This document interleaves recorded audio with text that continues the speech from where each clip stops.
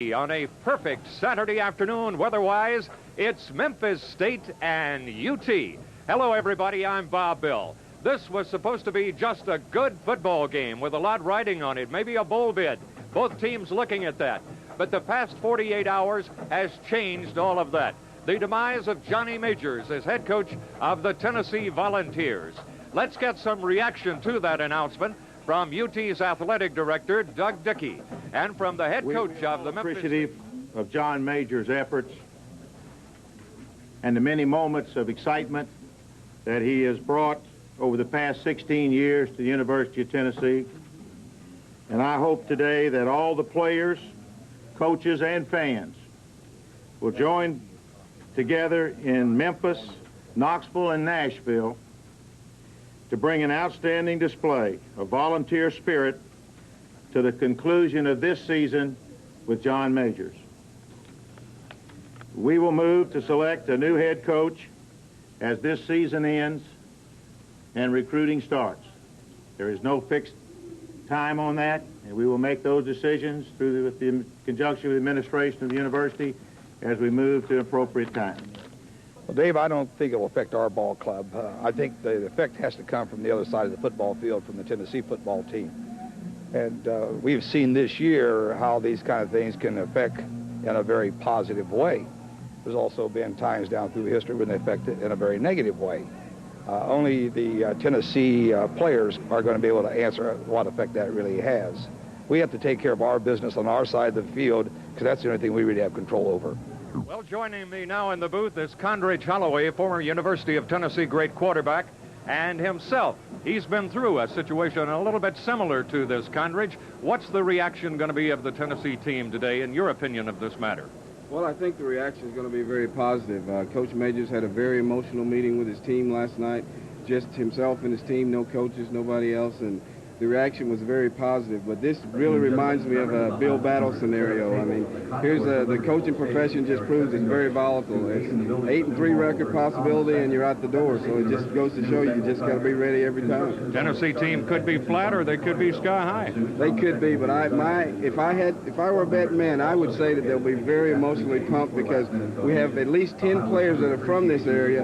Plus, it's a states' rights type of game, and that's the way it goes. Let's take a look now at the Memphis State Tigers, and the man to take a look at them is Dave Woloshin. Dave will bring us up to date on what has happened thus far for the Tigers in '92. This has been a roller coaster ride of a season for Memphis State. There was such promise to fall camp. Preseason rankings for the first time in decades, due to a wealth of talent and experience on both sides of the football. But then came heartbreak. 3 straight losses, all in the final minutes by a total of 7 points. A 52-yard field goal by a true freshman kicking his first collegiate attempt. Then a bad snap to the punter while protecting a late lead. And finally, an iffy personal foul after a huge defensive stand, and suddenly the Tigers had an 0-3 start. The frustration was apparent and understandable, but no one expected what would happen next. A walkout. The players boycotted one practice, 24 hours, and made national headlines. The healing process can be an amazing thing to watch. In MSU's case, it was emotional and unifying. First, there was a physical thrashing of Arkansas. Then 2 easy contests where the Tigers were expected to win and did not disappoint. First Cincinnati, and then Arkansas State, which has become a yearly neighborhood brawl. Memphis State gained confidence and hit the road. They dominated Tulsa and absolutely destroyed Tulane 62-20. Up next was Ole Miss, and a defensive struggle to the end. Memphis State had their chances, but they couldn't push it into the end zone. Instead, they settled for field goals and a 5-point loss. So now the year comes down to the Volunteers. The Tigers have their first opportunity for a bowl appearance in 21 years. Only the University of Tennessee stands in the way. Well, while it is maybe an emotional game for Tennessee, that remains to be seen. It appears it will be. It's also, Dave, a very emotional game for Memphis State.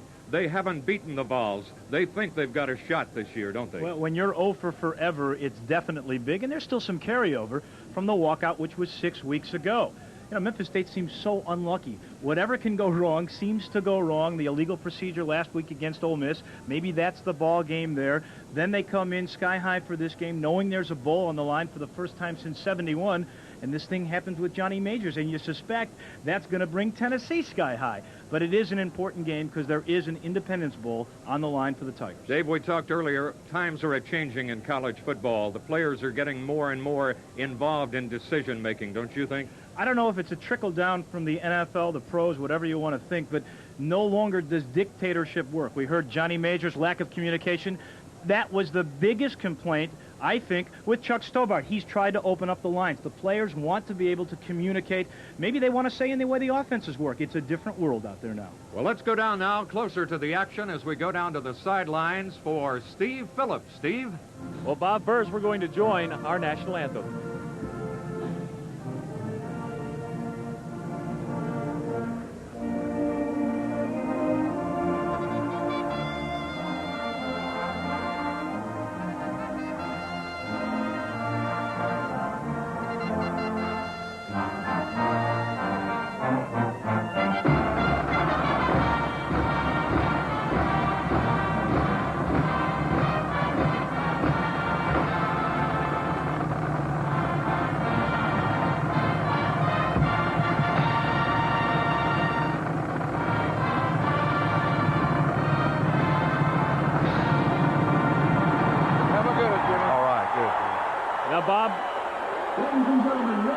Bob, as you mentioned, a lot of emotions, a lot riding on this game for both teams. As far as the emotions, well, that's one of the keys to victory for Tennessee.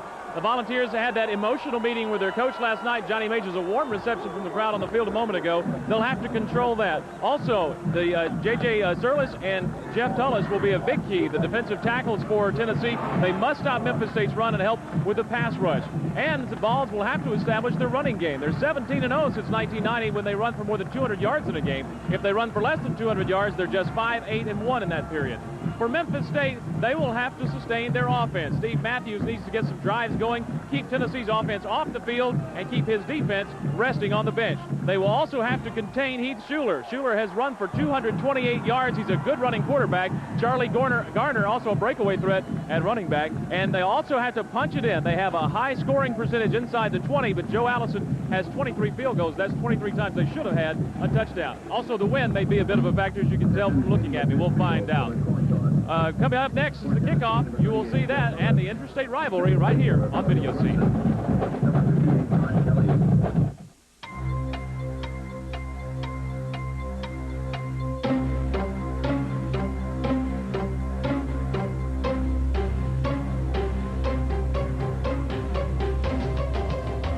With so much to do and so little time, when it's time to finance or lease your new GM vehicle, let GMAC do it right in the dealership. GMAC. Nobody wants to get you into your new GM car or truck faster, so you'll have time for more important things. Atlanta loves this game. The Hawks are back and ready to put on the greatest show above Earth. You're going to love the new moves, new looks, and new players of the Hawks' 25th anniversary season. Thursday, November 19th, the Hawks take on the New Jersey Nets in the Omni. The first 15,000 fans receive a Hawks magnetic schedule, compliments of Georgia Power. We sell efficiency. Atlanta loves this game.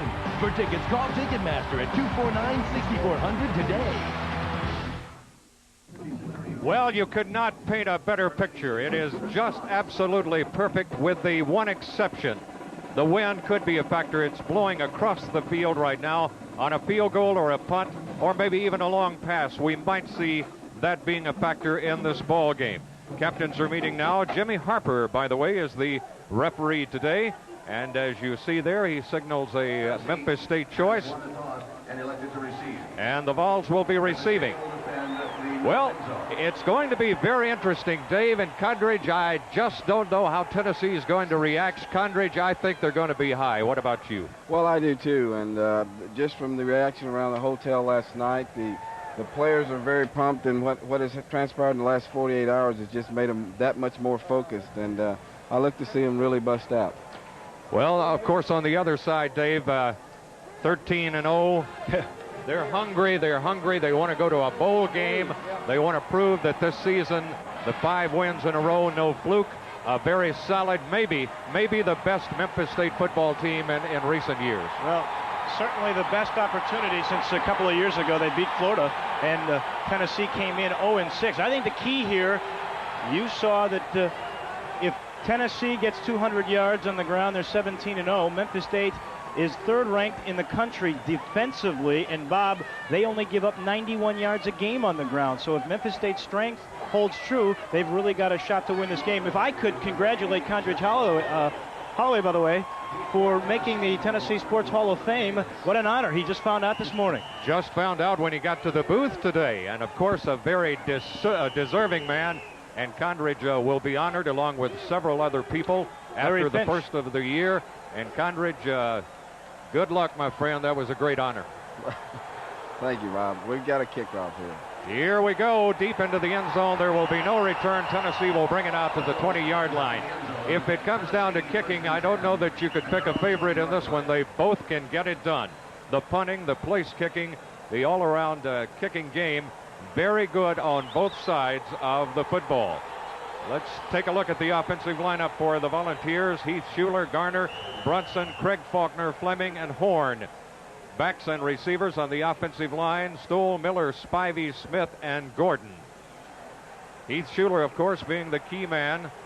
Second-year man from Bryson City, North Carolina. There you see a good shot of him, number 21. Got his tail back. Three receivers split on the right side. He fires out in the flat, complete, and a short gain before being knocked out of bounds. Ronald Davis, who is from Memphis, ironically enough, that he would be the first man to catch the ball. Charles King, Chris Hobbs, and Pat Jansen on the line. Hobbs, terrific in the middle. Mike Davis, Danton Borto, a great one. You'll hear his name a lot today. Rod Brown and Jeff Sawyer at the linebacker positions. And in the secondary, Callaway, Michael, Williams, and Kendall. All right, that secondary is set now to see if Schuler's going to toss the ball. There's Davis, who split out on the left side. One back in the backfield as Schuler may be checking off, and a blitz is on the way. Beautiful call that time by Memphis State. It was Rod Brown who blew in on the blitz and made a great play. That was just great anticipation, and if you watch Rod Brown, he faked the blitz, and then he came in, and the ball came out. And Memphis State was able to get on that thing very quickly. The first break goes to the Tigers. Jeff Sawyer was the man on top of it, so Memphis State is in absolutely great position. Rod Brown shown there, the man who made the big play. It was a nice defensive call on the part of the guys upstairs for Memphis State. So the Tigers, with Steve Matthews, a former University of Tennessee player himself, comes back, hands off to Porter, his tailback, not much there, as he popped the middle for maybe a yard or so. Larry Porter is having a terrific year, Bob. 3 100-yard games already this season. Here you see the backs and receivers for the Tigers. Matthews, Porter, Bosby, Bruce, Copeland, and the offensive line. Tennessee has the advantage perhaps in size here, but there's Matthews. A good look at him. He's a big guy, 6'4", 215 pounds.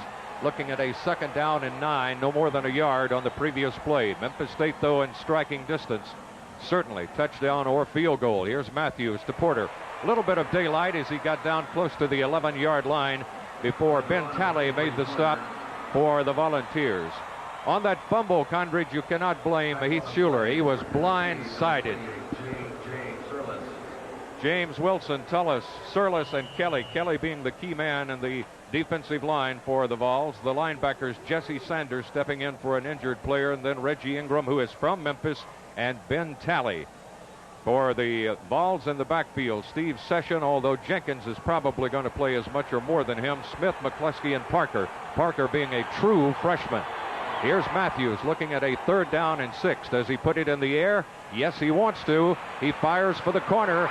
It is right at the stick and in for the touchdown. Russell Copeland. Bob, Russell Copeland has been Memphis State's bread and butter guy. They've got another guy, Isaac Bruce, they'll throw a lot to, but he is the big play receiver. Take a look at it here, Dave. It was a perfect pass and caught right at the pylon. I think the key is look at all the time that Steve Matthews has. Against Ole Miss, he did not have that much time. And look at the route. Copeland wide open. Still a nice hit to try to deny him, but not in time, and the Tigers are up 6-0. Extra point is up, and it is good. That was Tracy Smith who made the stop, or tried to make the stop at the goal line. You're watching on video seat University of Tennessee and Memphis State with the score. Memphis State leading 7-0. There's an advanced medical procedure going on here at National Hair Transplant Specialists. It's called microsurgical hair transplantation. If you're a man or a woman suffering from a hair loss problem, now you can receive free information from NHTS and find out about the medical procedures available for hair loss that may grow your own hair back. This is an actual client who's had microsurgery. This is his own real growing hair. Under the direction of a board-certified doctor, microsurgical hair transplantation allows NHTS to literally transplant your own hair to other balding or thinning areas. Microsurgical hair transplantation may be the answer for you. Find out by calling for free information now. For free information, call National Hair Transplant Specialists now at 1-800-468-2700. That's 1-800-468-2700. Well, Condridge, a turnover, which is a killer in any football game, but in a highly emotional game such as this one, a tremendous break for the Memphis State Tigers early. It sure was, and as you started to reiterate before, the quarterback, Keith Schuler, had no idea that blitz was coming. He was trying to get the ball deep to his tailback, and he got hit in the back on a perfectly timed blitz. And this series coming up now is going to play a major factor in this game, because after an emotional start and a big turnover, and Memphis State takes the ball in, Tennessee now has to respond. If they don't respond, it could be a long day.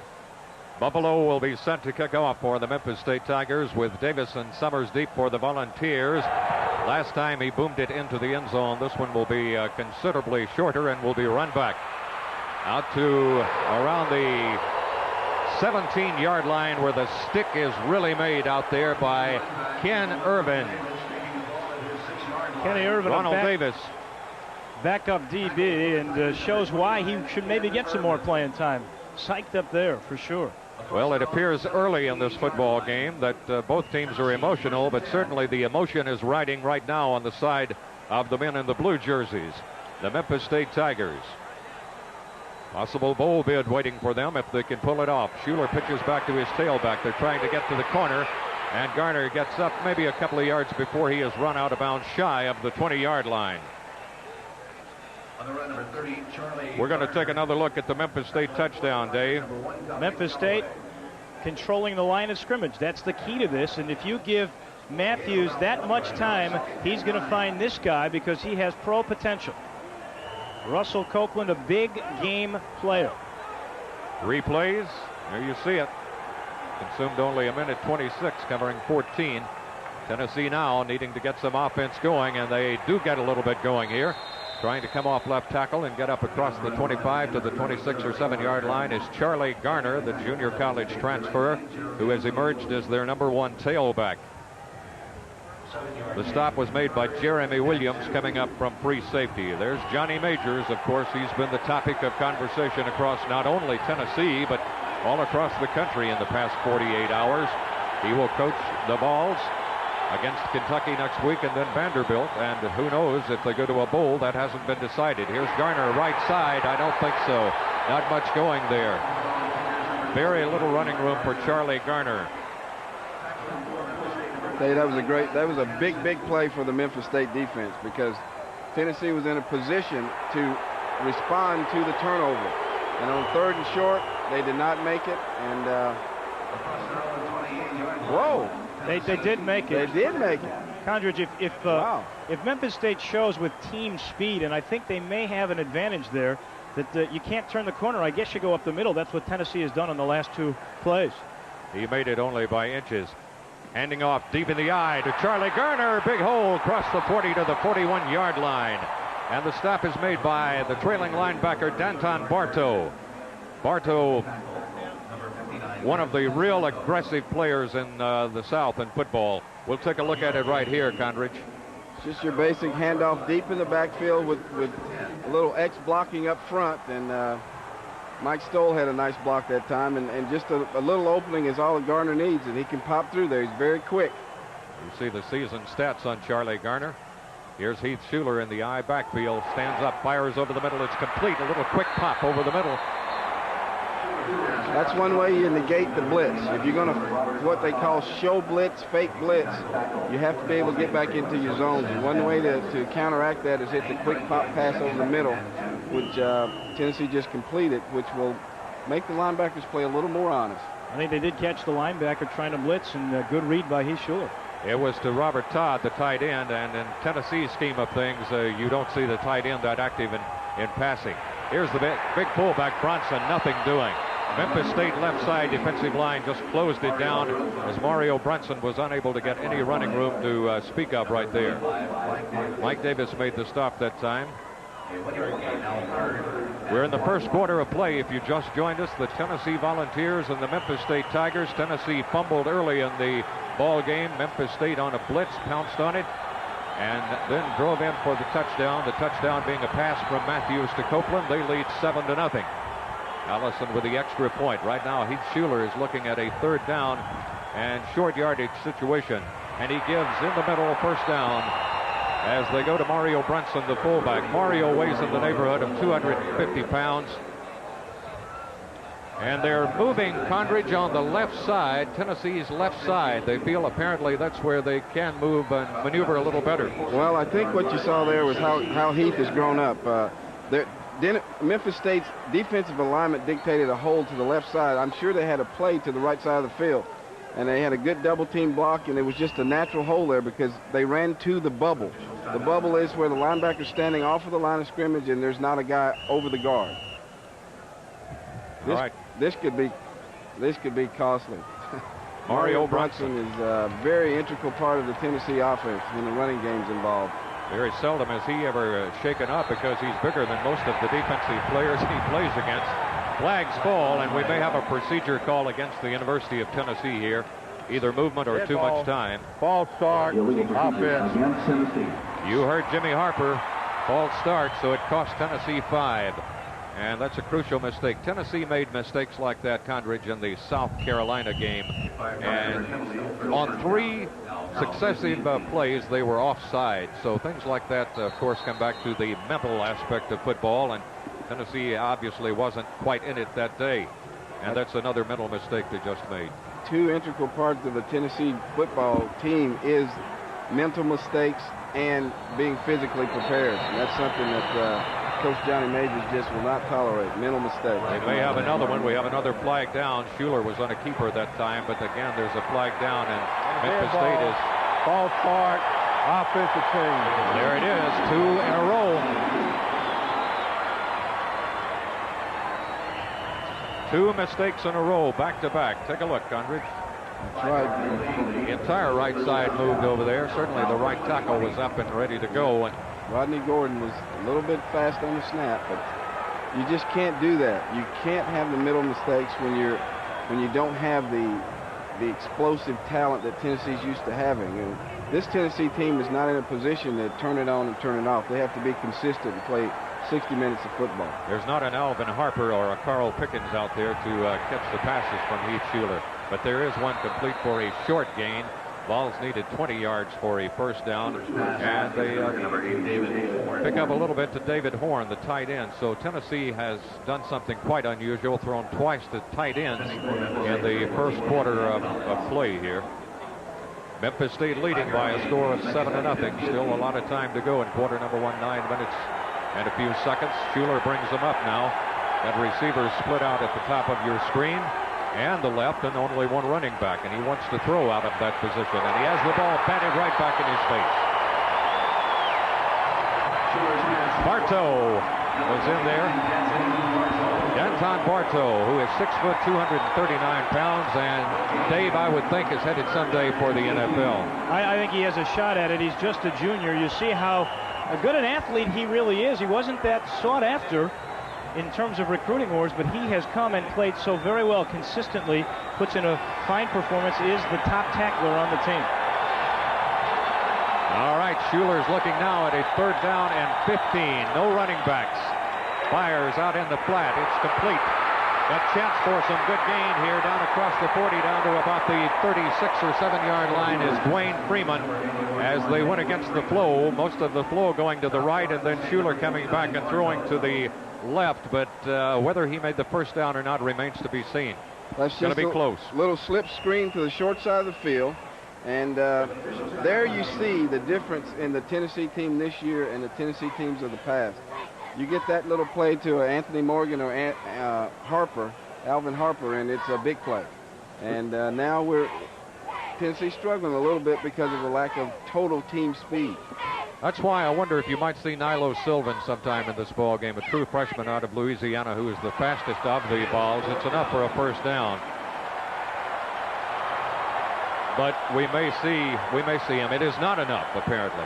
Dave, a little bit short, huh? Fourth down, and what do you do here? Do you go for it? If I'm Tennessee, I'm going straight up off tackle on the left side of the Memphis State line, which is where they've been successful so far. I thought that was a great call, by the way. Memphis State is a very aggressive defense, and they suckered the D that time and came away with it. Here's a big play. It's fourth down. It's less than a yard to go, and Tennessee is going to gamble and go for it at the 37-yard line of Memphis State. The spin, the handoff, and the keeper. Fake handoff. Nice keeper by Heath Schuler. A beautiful call, Condridge. Beautiful call. But a flag is down. I think Memphis State might have lined up offsides. Tennessee is celebrating, so I think you're right, Condridge. Herb Kendall was the man who made the stop. Defensive team line up in the neutral zone. Penalty will be declined. First down, White. Here's a great fake by Heath, and then just coming straight down the line. Schuler takes it, ducks it up inside, protects the ball, gets the first down. Nice fake by Charlie Garner, too. First down's Tennessee with a 4-1 edge, but on the scoreboard, the big stat right now is Memphis State 7-0. Here's a big handoff in the middle. Coming outside then after he crashed through the middle is Charlie Garner. Made a nice step to his left and picked up some good yardage that time. Good move. Chuck Stobart of Memphis State looking on. Condridge shows his quickness here, Garner does. Shows his quickness, and you see what happens when you isolate blocking. By that I mean lineman block down, middle. The linebacker is left for the fullback to isolate on and block, and Mose Phillips did a great job of lead blocking on that play. Tennessee, of course, has got two other fine tailbacks that we'll be seeing no doubt today. Here's Schuler on a keeper, cuts it inside, got a little bit of running room, and then got closed down pretty well by Memphis State's Rod Brown that time. Around the 19, they'll pull it back maybe closer to the 20-yard line. There's a good shot of Heath Schuler, number 21, the sophomore who has the potential to be one of the all-time greats at Tennessee. Well, Tennessee's on track to establish their running prowess. They're really trying to make an effort to establish their running game, because I think success breeds success when you're running the ball well, especially for Tennessee. A little bit of running room in the middle that time by Charlie Garner. 2 or 3 yards, but Tennessee's going to come up on a probable passing situation right here as Memphis State closed that one down pretty well in the middle that time. Johnny Majors, who made a very emotional announcement last night here in Memphis. And I guess the way to put it, he was rather combative, rather testy when he made the announcement last night, and how that attitude carries over to the Tennessee team remains to be seen. Right now they're trailing 7-0 on a turnover that Memphis State converted into a touchdown. They're looking now at a 3rd and 8 situation, and Schuler wants to throw, fires. Man broke the wrong way. Miscommunication that time between the receiver and the quarterback. Looked like the receiver pulled up Kendrick Jones, Condridge, and Schuler thought he was going to break more toward the end zone. That's right. What happened there was on the man coverage, and you run and you have a curl pattern, it converts to a hook, which means that you plant and come straight back to the quarterback. So I would have to say the communication between Heath and the receiver that time were just not on cue. 33-yard field goal for Bexforth. Tennessee's 27 of 29 in the orange zone.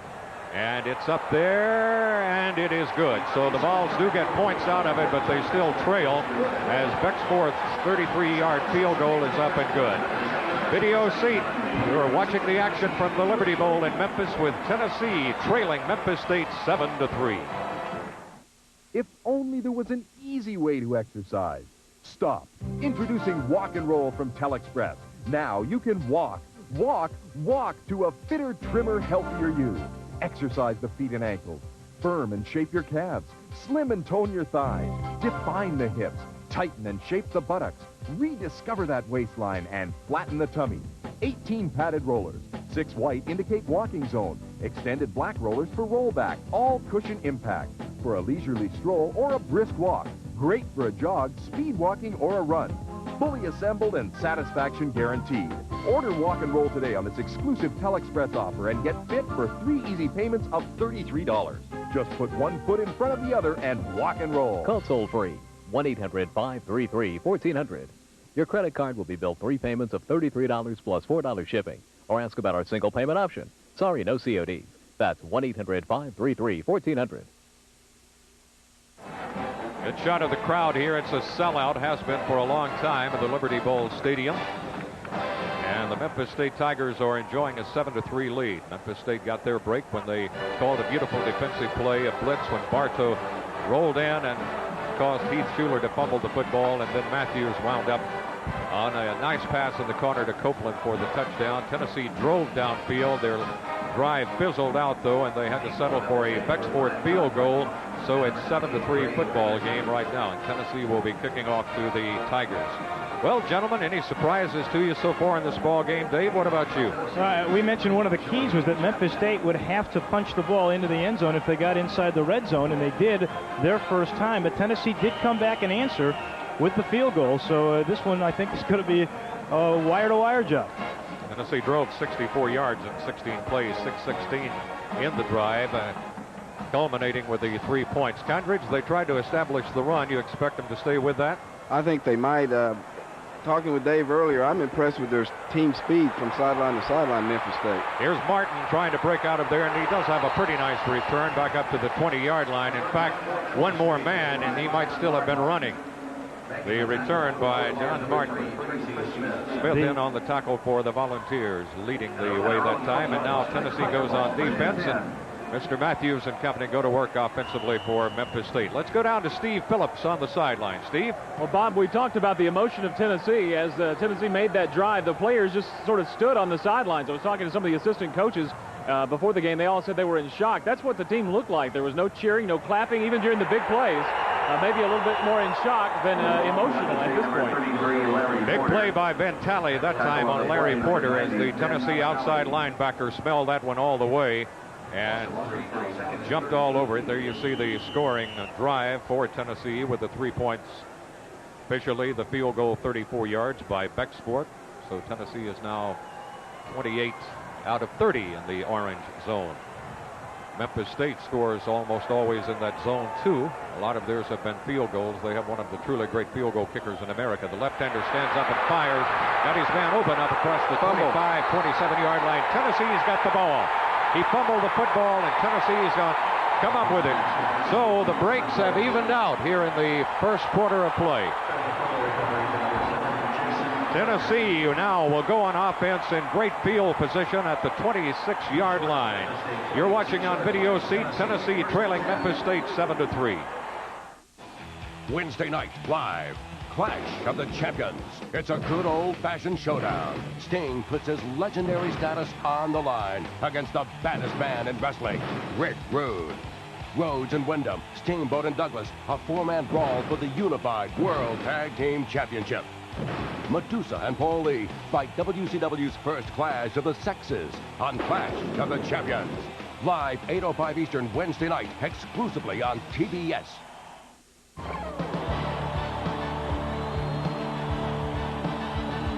I'm Coach Johnny Majors of the Tennessee Volunteers. You can catch the Volunteers this fall right here on Sports South.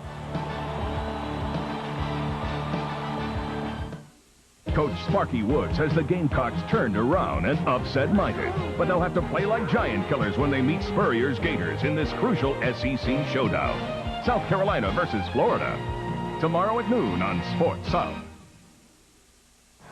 By the way, the man who came up with the football that time was Jason Parker, the true freshman safety. I think you saw something there with Steve Matthews, how he's grown as a quarterback. All right, Tennessee now with a big break right here. Let's see if they cash in. Here's the handoff to Garner, bouncing, and finally down to close to the 20-yard line. Most of that was on his own. Jeremy Williams from free safety came up to make the stop on Charlie Garner. Yeah, Garner kind of reminds me of the new prototype running back, Sanders Smith, short and can really make quick moves. Here's John Bush. Now, he thinks it's a couple of years ago, and he's going to go for a 60-yard touchdown trying to get outside, but the ball knocked away nicely, and only orange jerseys around. And Parker on the bottom that time to recover it. Here's a pitch back to Charlie Garner. Had some running room for a second, and then Memphis State did a pretty good job of closing it down pretty close to the first down marker. Charlie Garner getting a good workout, Condridge, early in this ball game. He sure is. And back to the old adage with Tennessee's running game. They're really trying to establish that. And once they do that, and when they do that, they have been successful. 7 carries, 41 yards, Charlie Garner. They pull it back now a little bit further away from that down marker, so they need at least a solid 1 for a first down. Tennessee jumps again. That's the 3rd time in the first quarter of play that the right side of the Tennessee line has been in motion. Ball start, offensive team. What a crucial time for the mistake, too. They needed 1 yard for a first down as Chuck Stobart of Memphis State looks on. Now they pull it back. Now they need 6 yards. 3 times right side of the line, Condridge has made a mistake. Mental errors, and that'll happen with a young team that's gone through the emotional roller coaster that they've gone through. But there's still no excuse for that. You have to curb those mistakes. Pretty obvious they're going to throw it. They have no running backs. Receivers split right and left, and Schuler is back. He may run it now. And he's got the first down and a lot more. The athletic ability of Heath Schuler takes over as he goes inside the 10-yard line. Well, this is a design play, but as you can see, the end crashes and there's an outside lane. Good blocking outside when Heath decides to run. And he's the type of quarterback, when there's a yard to go, he's not going to go out of bounds. He's going to try to get that yard. There's big Heath Schuler. Has perhaps the mentality of a linebacker instead of a quarterback. He doesn't hesitate to get into the action. Here's Charlie Garner crashing inside close to the 5-yard line. Dave, we talked about, Steve Phillips mentioned in the pre-game about the keys, and one of the keys was containing Schuler. They didn't contain him that time. It might prove costly. Boy, and he got a great block from the tight end, David Horn, on that play. On Rod Brown, who was the guy who made the great play on Schuler to begin with. All right, Tennessee down, looking now at his 2nd down and 5 situation, or 2nd and goal, if you will. Trailing 7-3 and trying to go on top here. Heath Schuler's got his men in the I backfield, and they jump again. That's the 4th time in the first quarter that Tennessee has been in motion. 4 times in the first quarter. This time, though, Dead Condridge. Ball, illegal movement, offensive line. It was the left side instead of the right is the only difference. I can say this is just lack of mental concentration, and that's probably what this week has done to this team. It can physically and emotionally psych you up to play, but mentally you have to be into the game, and those mental mistakes like that will kill you. And it's just too many, too often. And it's not, the crowd noise is not that bad, so it couldn't be the crowd noise. They're just not concentrated. So it's 2nd down and goal. This could be a touchdown. In the flat to Ronald Davis. Touchdown. Memphis, Tennessee native gets into the end zone for the Volunteers. Beautiful call. Little slip screen, and that is so effective against a blitzing team. If you're going to try to catch the quarterback from the backside and you blitz, which Memphis State did, there's nobody out there but one defender for Memphis State, and Tennessee has their whole right side of the offensive line. The slip screen is a perfect solution to backside blitzing. It'll make you stop. Well, the people at Bartlett are happy right now. That's You're not kidding. One of theirs.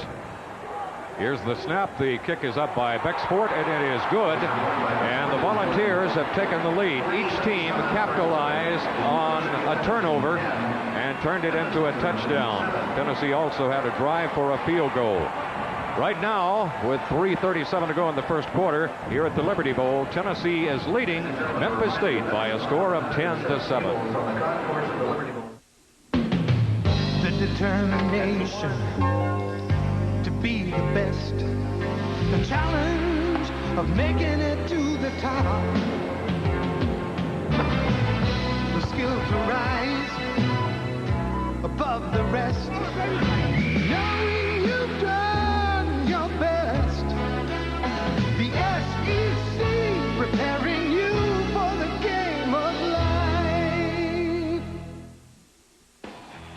Wednesday night, live. Clash of the Champions. It's a good old-fashioned showdown. Sting puts his legendary status on the line against the baddest man in wrestling, Rick Rude. Rhodes and Wyndham, Steamboat and Douglas, a four-man brawl for the unified World Tag Team Championship. Medusa and Paul Lee fight WCW's first clash of the sexes on Clash of the Champions. Live 8:05 Eastern Wednesday night, exclusively on TBS. That drive, after the fumble recovery by Tennessee, 5 plays, covered 26 yards, took 2:41 off the clock, and put the Vols on top with a Bexford extra point by a score of 10-7. Well, this one is giving the indication, gentlemen, of being maybe a little bit more scoring than we had anticipated, especially if the two teams continue to turn the football over. We could have a shootout here. Sure could. But the Tennessee offense now has put the onus back on Memphis State's offense. This is a very important drive for them now. If they come out and reestablish the field position war, we could have a struggle. But this could be a little turn of the tide in this little arm wrestling match here if the Tennessee defense can come up big. And I agree. We've been talking about this being an offensive shootout, but let's face it, both touchdowns have come after the defense made the big plays. All right, here's Chapman. The kick is going to be returnable, taken at the 5-yard line by Patterson. Got a hole. He's through to the 30. Got one man to go, and they're going to catch him finally from behind at about the 42-yard line.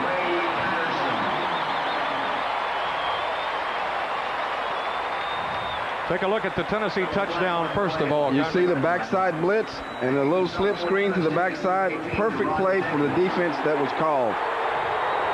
And Ronald Davis just makes a great effort to get the ball in the end zone. Well, there's the scoring drive, 26 yards and 5 plays. But, Dave, that beautiful return by Memphis State is going to be nullified. Sure is, and I'm not sure what the call is yet. We haven't heard it, but we'll get it in a second. It's a hold, so it backs it all the way to the 30. Still not bad field position for Memphis State. You know, Chuck Stobart made a change just 3 weeks ago by putting Patterson and John Tweet Martin back there. It has paid dividends. They have really got a good kick return team now. Well, he was within a half step of going all the way. Tracy Smith finally brought him down. Here's Matthews with the eye backs and receivers split on the left side. He rolls it back. He wants to throw. He's got time firing. Knocked down over there by Tennessee. Played very well that time by the Tennessee cornerback, Tracy Smith. Ray Patterson was the intended receiver. Memphis State going to the air, Bob, because they have struggled on the ground, which is usually their bread and butter. Larry Porter, who likes to get outside, has been unable to do so far, and UT has been able to run 66-0 in yardage on the ground so far this game. All right, here comes Memphis State up. Let's see if they stick with the air game here. Looking at a 2nd down and 10 to go. Got receivers on both sides. They hand it off in the middle to Porter. Not much. He, on his own, that was John Martin. He got a couple of more yards after he hit the hole that time, and it was Todd Kelly pinching down from defensive end that made the stop for the Volunteers. Good look at Pouncer. Great crowd on hand. You see Tweet Martin now in. He's the young man we talked about who is on the kick return team. And Memphis State is not hesitant to use either Martin or Porter because both have blazing speed. All right, Matthews looking now at a 3rd down and 6. A big down. He's back. He's being pressured. He fires out in the flat. It's complete. Broke one tackle. Got the first down and a lot more. He may go all the way. Down to the out of bounds finally around the 27-yard line. There's a flag on the play back at the Memphis State 40, Bob. John Martin showing that speed that Dave Woloshin was talking about, but they may bring it back. Let's take a look at it. It is a hold. Maybe we'll get a look at it. This time, Matthews has no time on the play action. Shane Bonham, the man putting the pressure on him, does get it away, and then watch John Martin do his thing. I'm not sure I see the hold, but you don't get to see the whole field. And then he can really turn it on if he has to. And Tracy Smith, who's made a couple of big plays already, finally did force him out of bounds. You like that hairstyle? That will work. Nice lid. Yeah. All right, couple of big penalties now since Tennessee scored. You know, Memphis State had a great kick return. That was called back because of a holding. Now another great play that would have put them in tremendous field position has been called back because of a holding penalty. And a timeout. Steve Matthews wants to take a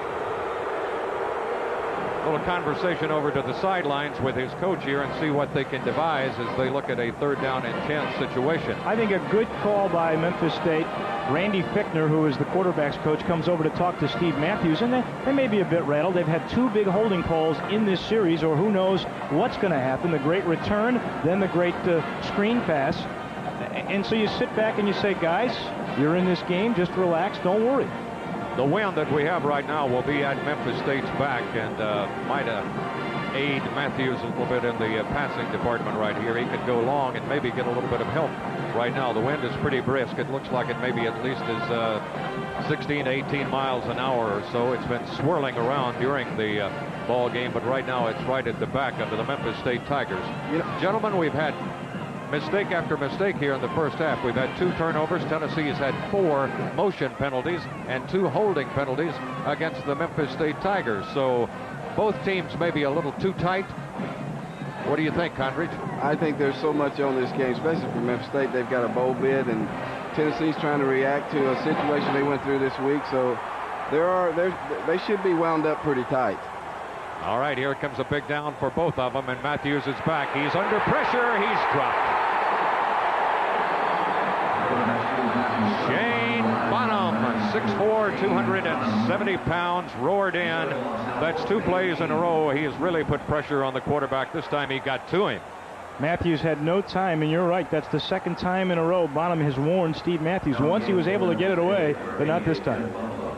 Buffalo will be in punt formation for Memphis State. Sean Summers will be back to receive. The wind will be at his back. It's a low kick, and Summers wisely gets away from that one. It goes out of bounds. Actually got a pretty decent Memphis State bounce and then went out of bounds, and Tennessee will take over. Buffalo was very lucky, Bob, to get 44 yards out of that punt because of the roll. He shanked it. I think it went right off the inside of his foot. We'll take a look. Oh, yeah. Came right across that one.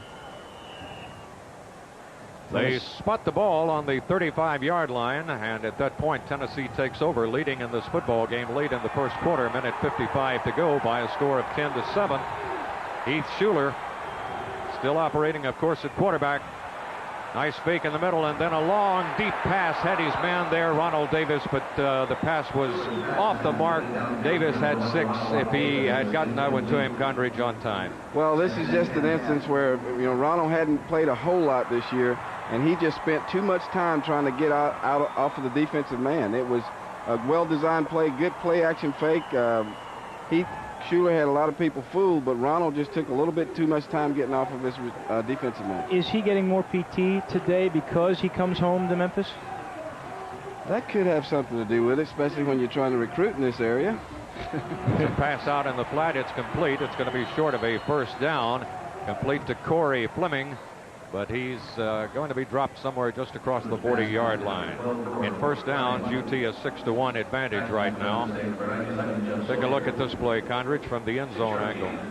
Just a little quick hitch pattern, and with a receiver the size of Corey Fleming, that's a good high percentage play because most defensive backs are smaller, and if he can break one tackle, you can turn a 5-yard play into maybe a 15 or 20-yard gain.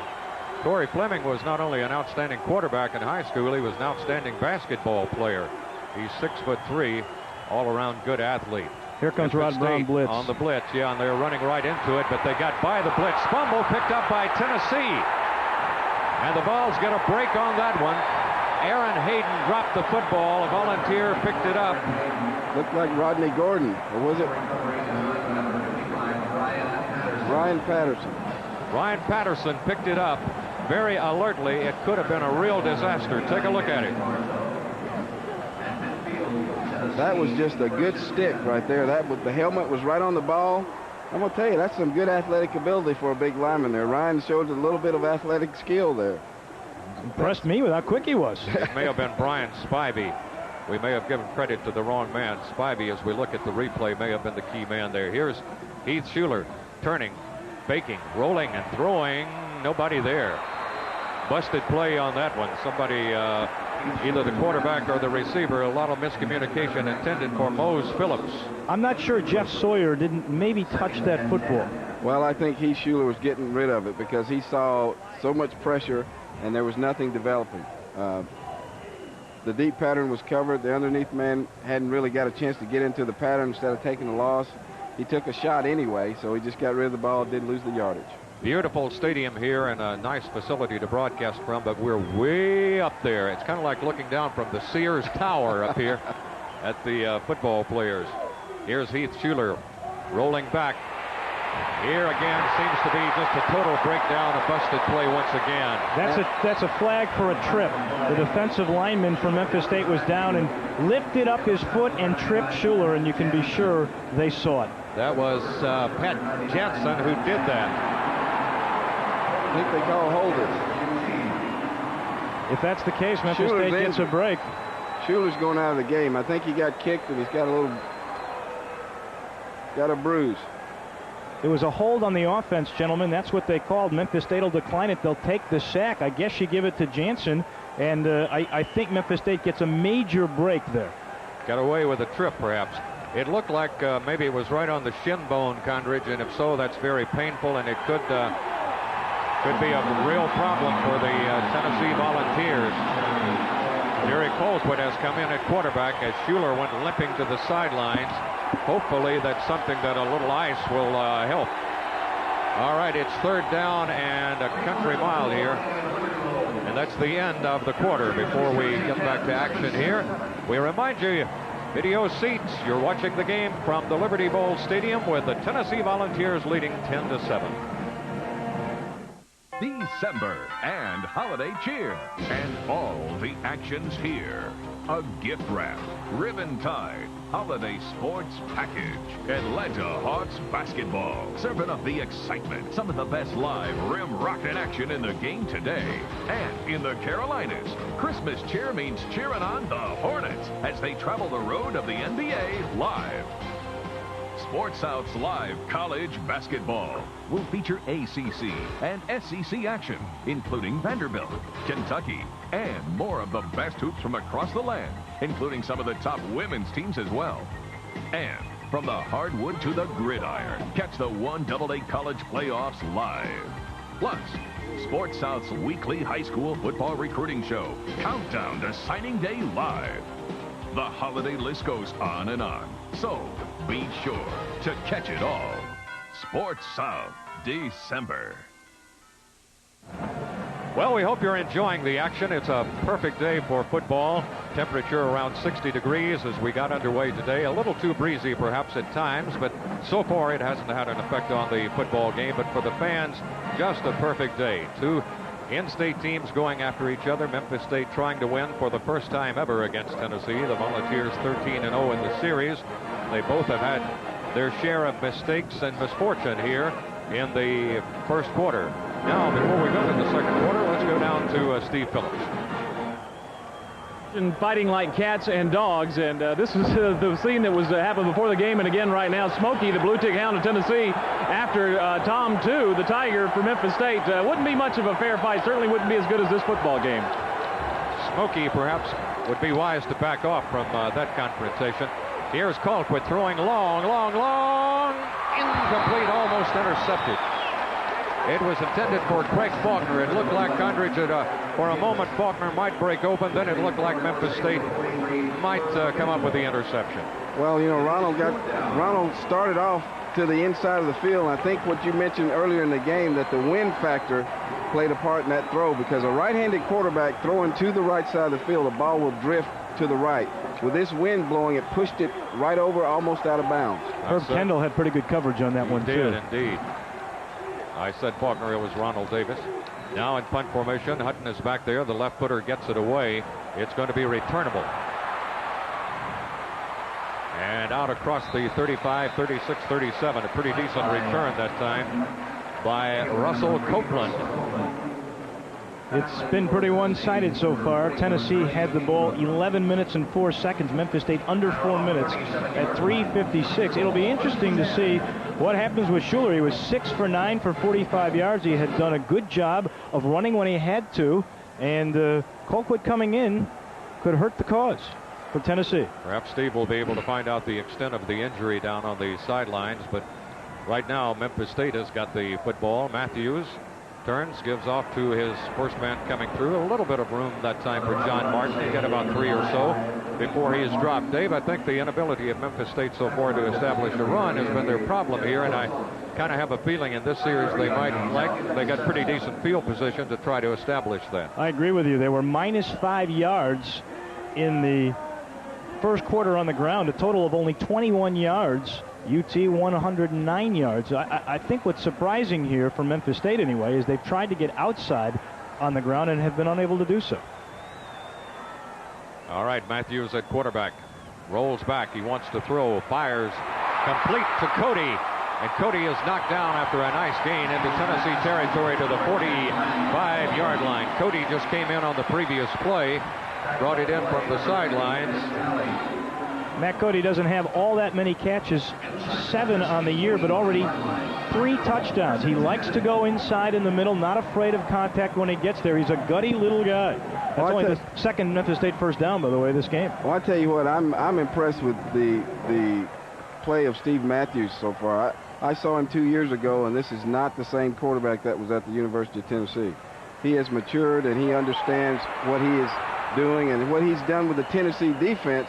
He's made them walk their linebackers out on cover 2, and if not, he hits the hot guy, and he's really matured as a quarterback. James Wilson made the stop that time for Tennessee, but a flag down.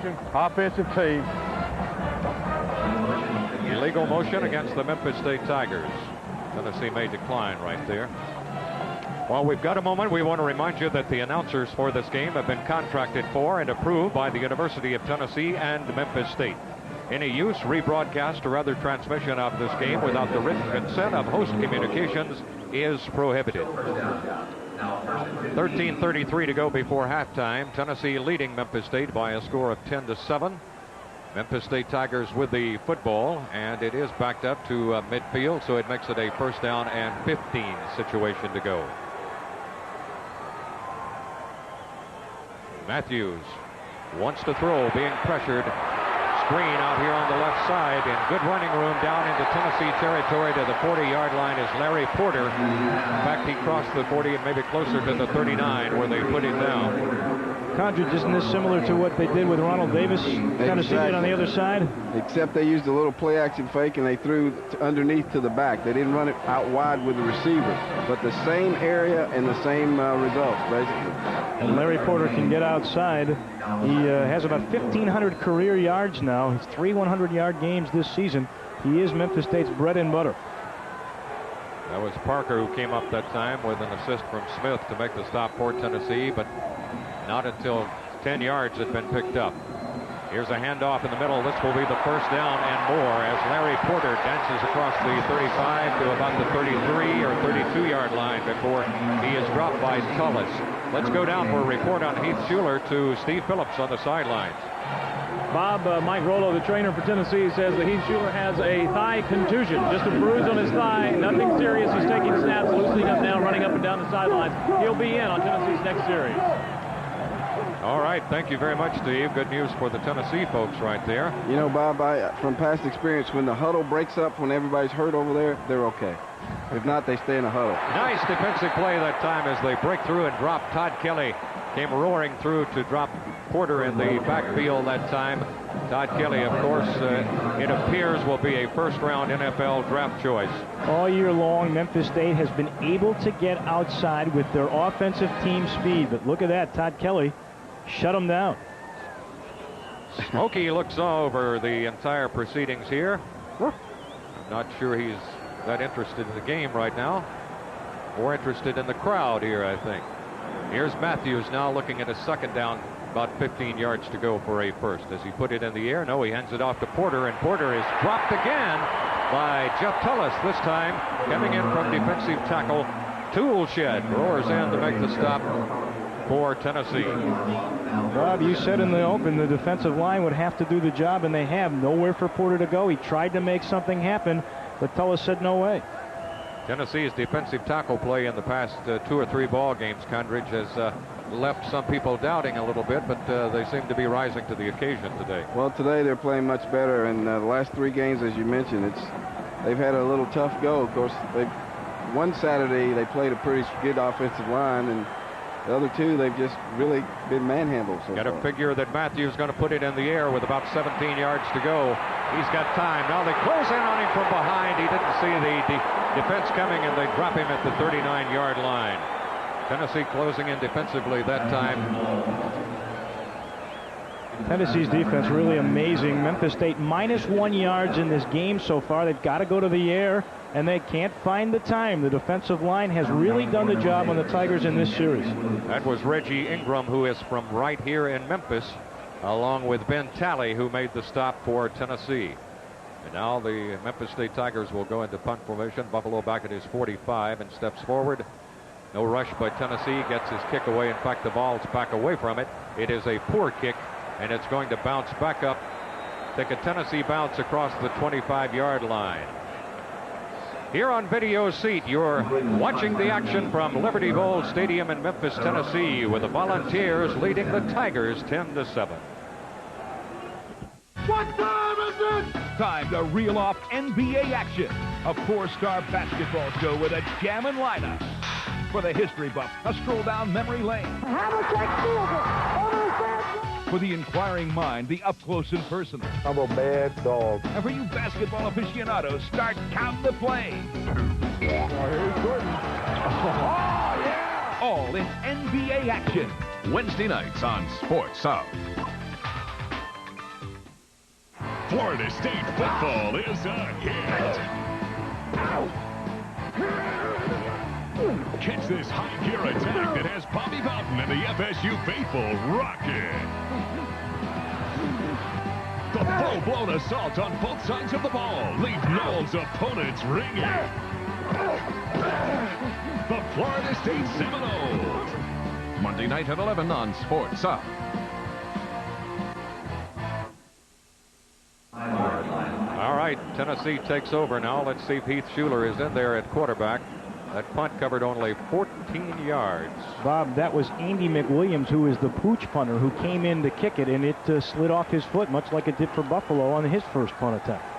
Colquitt is still in at quarterback, so Schuler has not returned to the action. Colquitt passes out in the flat. It's complete, but short of a first down, up across the 30 to about the 31 to Corey Fleming before the Memphis State secondary closes down on that one.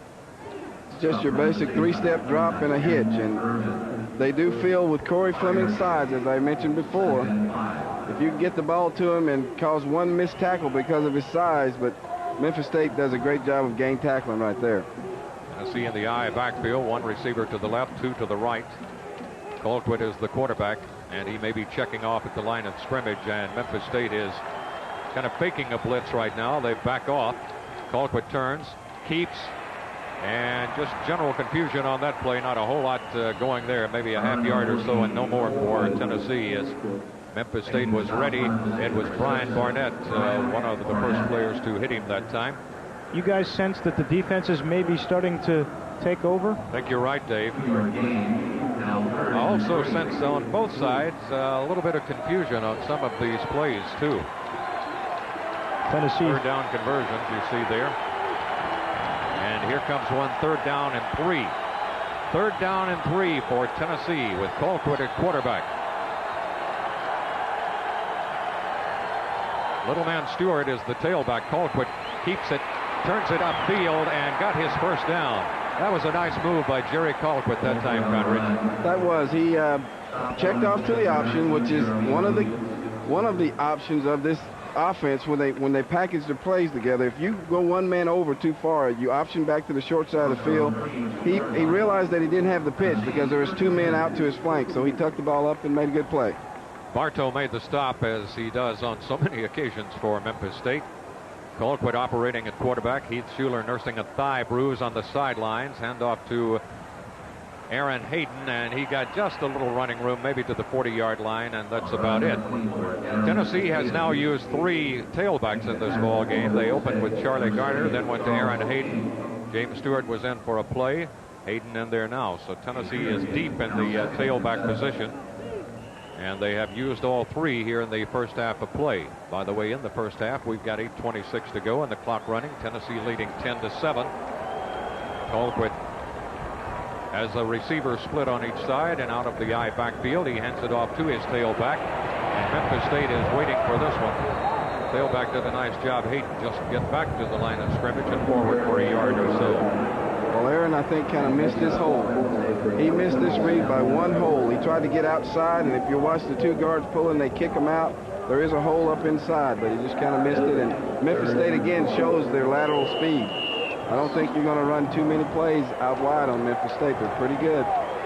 Sam Edwards made the stop. Here comes yet another critical third down situation. Critical for both sides. Third down and 4. They went to the option last time with this, and Memphis State had trouble against the option against Ole Miss. All right, no backs this time. Nilo Sylvan is in there, the speedy freshman for Tennessee. Colquitt is back to throw. He's got plenty of time. Oh, and he that's got to be fires interference. incomplete. Interference as well, no doubt. Flags come down on both sides of the field. And Michael was the man guilty. Ronald Davis, the intended receiver. In all fairness to the Memphis State defensive back, he broke on the defensive team, first down. He broke on the quarterback's motion to throw, and when Colquitt yanked it back, he broke for the ball and caused the interference penalty. Time, Memphis State. Attention, please. Yep, it's Tell you, it was pretty close. It was close. You're watching the Tennessee Volunteers and the Memphis State Tigers on a beautiful Saturday afternoon from the Liberty Bowl. Tennessee leading by a score of 10-7. Introducing Minivac, the amazing miniature cleaning system designed to take on hundreds of chores no ordinary tools can handle. Minivac cleans away dust from camera lenses, computer keyboards, figurines, or stereo equipment. Minivac's powerful motor vacuums away dust and dirt. It comes with 2 wand attachments, 2 ultra-soft brush nozzles, and a reusable vacuum bag. Keep one in the car for cleaning along the dash, steering column, stereo, ashtrays, and seats. Minivac is perfect for removing dust and debris from pictures, models, and those impossible-to-reach crevices. In this special television offer, you get Minivac with all 5 attachments, plus convenient storage case for only $19.95. Here's how to order. Have your credit card ready and call toll-free now, 1-800-533-1400. That's 1-800-533-1400. Minivac is only $19.95, plus $4.35 shipping and handling. Call now. That's 1-800-533-1400. In penalties now, Tennessee has been penalized 4 times for 20. Memphis State 4 for 38. They had a big penalty there, and it was close. And you could see that he started to throw and then stopped, as Condrich said, and that really threw Michael off a little bit. And, Memphis State appeared to have Tennessee bottled up a little bit, and a big play there. Just about a half second away from making a terrific defensive play, and that little pump motion by Colquitt was the cause for that. So the Volunteers now operating with their number 2 quarterback, Jerry Colquitt.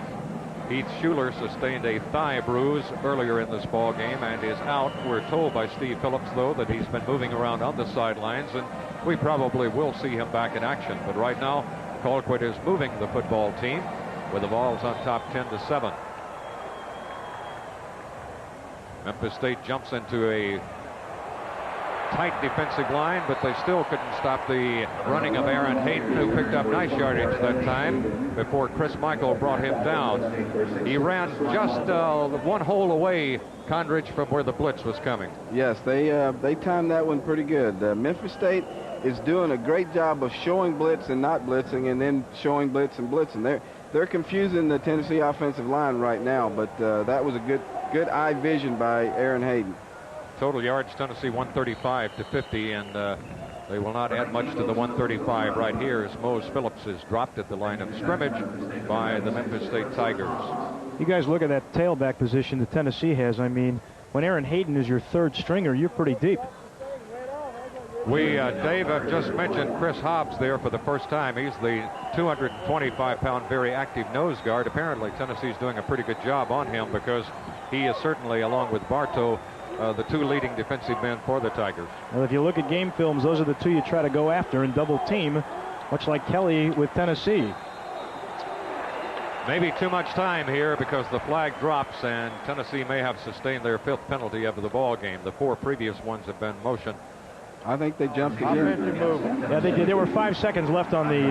well, so we've got 5 motion penalties now to chalk up. Incredible, isn't it? This is not... I'm not sure what would cause this. It can't be nerves now. There you go. Yep, just got too much on his front hand. There's just a lack of concentration, which this past week could probably do that to you. So instead of being in great position at 3rd and 1, Tennessee is now 3rd and 6. Here comes another critical one. Across the middle, the pass is incomplete. It was wide open, the receiver, but it was just too high for Corey Fleming. Even with his great jumping ability at 6'3", he could not reach that one.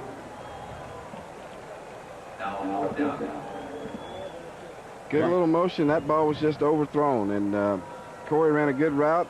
He's wide open. As you can see, it's just Jerry let that one get away from him a little bit. A little overstride, which causes the ball to fly on you a little bit sometimes. Kenny Irvin, a near interception there from Memphis State. On the rebound.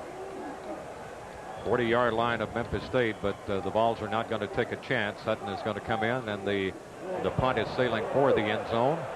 And we'll go into it, and Memphis State will bring it out to the 20-yard line. So we got 5:44 to go here in the first half of play at Liberty Bowl Stadium before a full house with Tennessee leading Memphis State 10-7.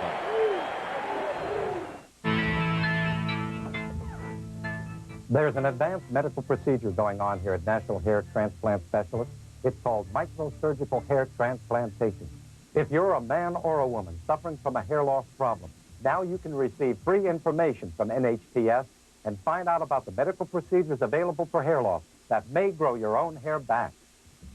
This is an actual client who's had microsurgery. This is his own real growing hair. Under the direction of a board-certified doctor, microsurgical hair transplantation allows NHTS to literally transplant your own hair to other balding or thinning areas. Microsurgical hair transplantation may be the answer for you. Find out by calling for free information now. For free information, call National Hair Transplant Specialists now at 1-800-468-2700. That's 1-800-468-2700.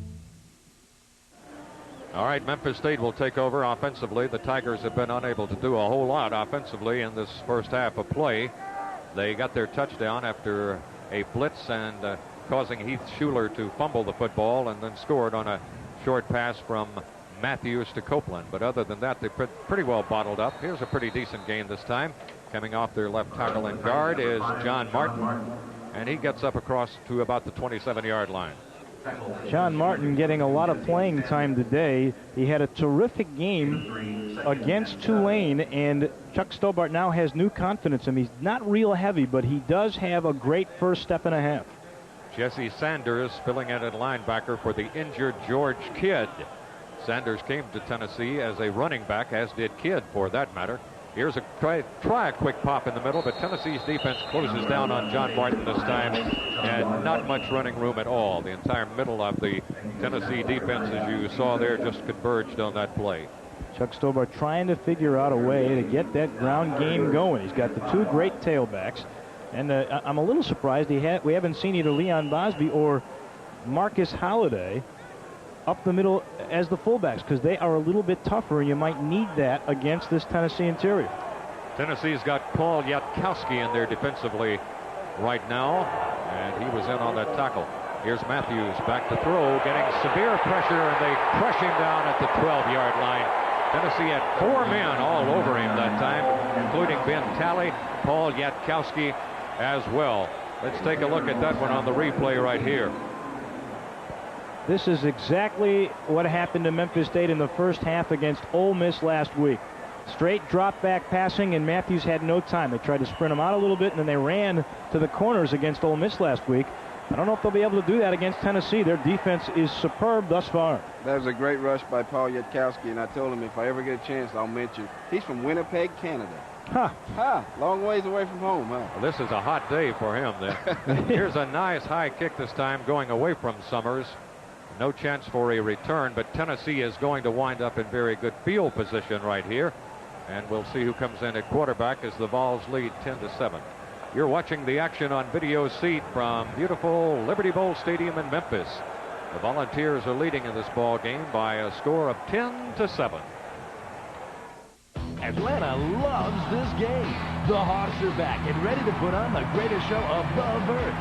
You're going to love the new moves, new looks, and new players of the Hawks' 25th anniversary season. Saturday, November 21st, the Hawks face the Boston Celtics in the Omni. The first 7,000 fans 21 and over receive a Hawks 25th anniversary sign. Compliments of Budweiser. Atlanta loves this game. For tickets, call Ticketmaster at 249-6400 today. David Palmer, Eric Zier, Randall Godfrey, Tamarick Vanover. Before becoming impact freshmen, they were sensational seniors on Sports South Southern Football Recruiting. This year we've gone live with a weekly call-in talk show featuring highlights of the top 150 recruits in the South and from around the nation. Join CNN Sports' Bob Pasella and recruiting expert Forrest Davis on Countdown to Signing Day Live, beginning November 28th on Sports South. Well, Heath Schuler is back in the football game. Volunteers take over 1st and 10 in Memphis State territory at the 48-yard line. Johnny Majors, who's been the hot topic of conversation recently. Nice fake in the middle, and Schuler goes long. Got his man down there. Beautiful catch. Right at the goal line, Ronald Davis. What a day for the kid from Bartlett, getting more playing time and putting on a show. Take a look at this one. Schuler really put some heat on this one. This is a play that Ronald Davis has been expected to make since day one. They've been looking for this from him since the day he came there, because he is undoubtedly one of the faster guys that Tennessee has, back in the mold of the receivers that they used to have. And I don't know what it is. Sometimes it's been a little discipline problem. Sometimes he's got physically injured. But this Ronald Davis can make plays like this all the time. Beautiful catch. It covered 47 yards. The handoff over the top. James Littleman Stewart. Touchdown, Volunteers. With Littleman in there, you knew that one was coming. He's the specialist when it gets down inside the 5-yard line and going over the top. And, Dave, there's not much defensively you can do about that. No, and, Memphis State appeared to be adjusting very well, but the big play has really cost him. And, man, does this guy get some elevator time or what? Not only that, but what he does do, he's technique-wise, he's so perfect. He gets up in the air, gets his body turned away from inside pressure and has the ball tucked. It's hard to get it out, and then once he gets up with that hang time, it's 6. Bexford's kick is good. That was a rather quick drive. It covered 49 yards in 2 plays, took a grand total of 28 seconds. I was going to say that 3 minutes and 15 seconds to go, just past 2:30 here. This was the quickest first half I ever saw, and very little scoring, and then that big play, and all of a sudden Tennessee has so much momentum going into the break. Let's go down on the sideline. Steve Phillips, our man down there. Steve. I was going to tell you that Heath Schuler was okay, that he just didn't go in the last series, but I think that obviously what I was trying to tell you earlier, Heath Schuler was okay, but I think that just proved itself on the field. The coaches apparently decided not to put him in the series before. It is not as good news, though, for Mario Brunson. The fullback has a sprained ligament in his right knee. He's on crutches on the sidelines. They will examine him at halftime. He is not expected back in this game, Bob. Okay, thank you. Of course, Mario Brunson's running ability is not his great asset to this football team. He is a fantastic blocker, though, Condridge, and he's like having a big guard in the backfield, and Tennessee has no one, quite frankly, who can replace him with that ability. They don't have a person that can replace his blocking ability, but they do have a guy in Mose Phillips that gives them a little more diversity. There you see, as the people in the truck tell us, the angle that we're seeing it, and that's why I said it's like we're on top of the Sears Tower here. Here comes another great run back by Memphis State. This one all the way up to close to midfield. Beautiful run by John Martin. No flags are down this time. I was just going to say, finally, no mistakes and a great return, and Memphis State really needs to pick up some momentum because they have to be flat after the big play that Ronald Davis made. And look at him. He makes a great move here. He might have gone all the way if he hadn't gotten turned around. He had some good blocking by Memphis State to begin with. Look at that hole. Drive a truck through that. That was tremendous blocking by State. Here's the handoff. Nothing doing. Tailback got dropped in the backfield that time. John Martin was tripped up as Tennessee submarined in on him that time. Shane Bonham was at the bottom of the stack that time.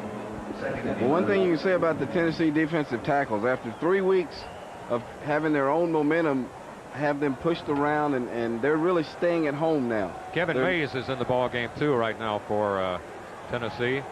Big number 96, who missed all the first half of the season recuperating from knee surgery. He weighs about 285, so he gives them some muscle in there. A little bit of running room. Fumble football, but I think the ground caused that fumble. John Martin will be ruled down. He was down and had twisted and turned when the ball squirted out. Tennessee's last drive, as you see, took only 2 plays, one being the 47-yard pass, and then the 2-yard run by Stewart, covering 49 yards and the grand total of 28 seconds.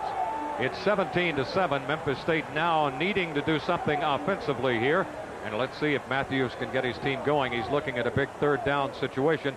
He needs about 6 to get to the sticks. Stands up, fires out in the flat, and it's going to be close. Very close. It'll depend on the spot. Russell Copeland was the receiver, and I don't believe they're going to give him the spot on that one. I think from where the referee walked up that he's about a yard shy. And Russell may have tried to get too cute here rather than this dive forward. Watch. He's very close to the 1st down. If he dives, he might have gotten it. And then the great defensive play by Session, and he's knocked backwards, and he's shy of the 1st down by over a yard. Steve Session made the play. It appears Memphis State may go for it on 4th down and 2. Is that a wise decision, Condridge? Well, Memphis State is in a position where they feel that they can take a chance, but don't be surprised if they don't snap it and try to get them to jump off sides, because everybody's been jumping all day. No, they're going to try to run it, and it's going to be very close. Larry Porter dove at the last second, and it will be too close to call.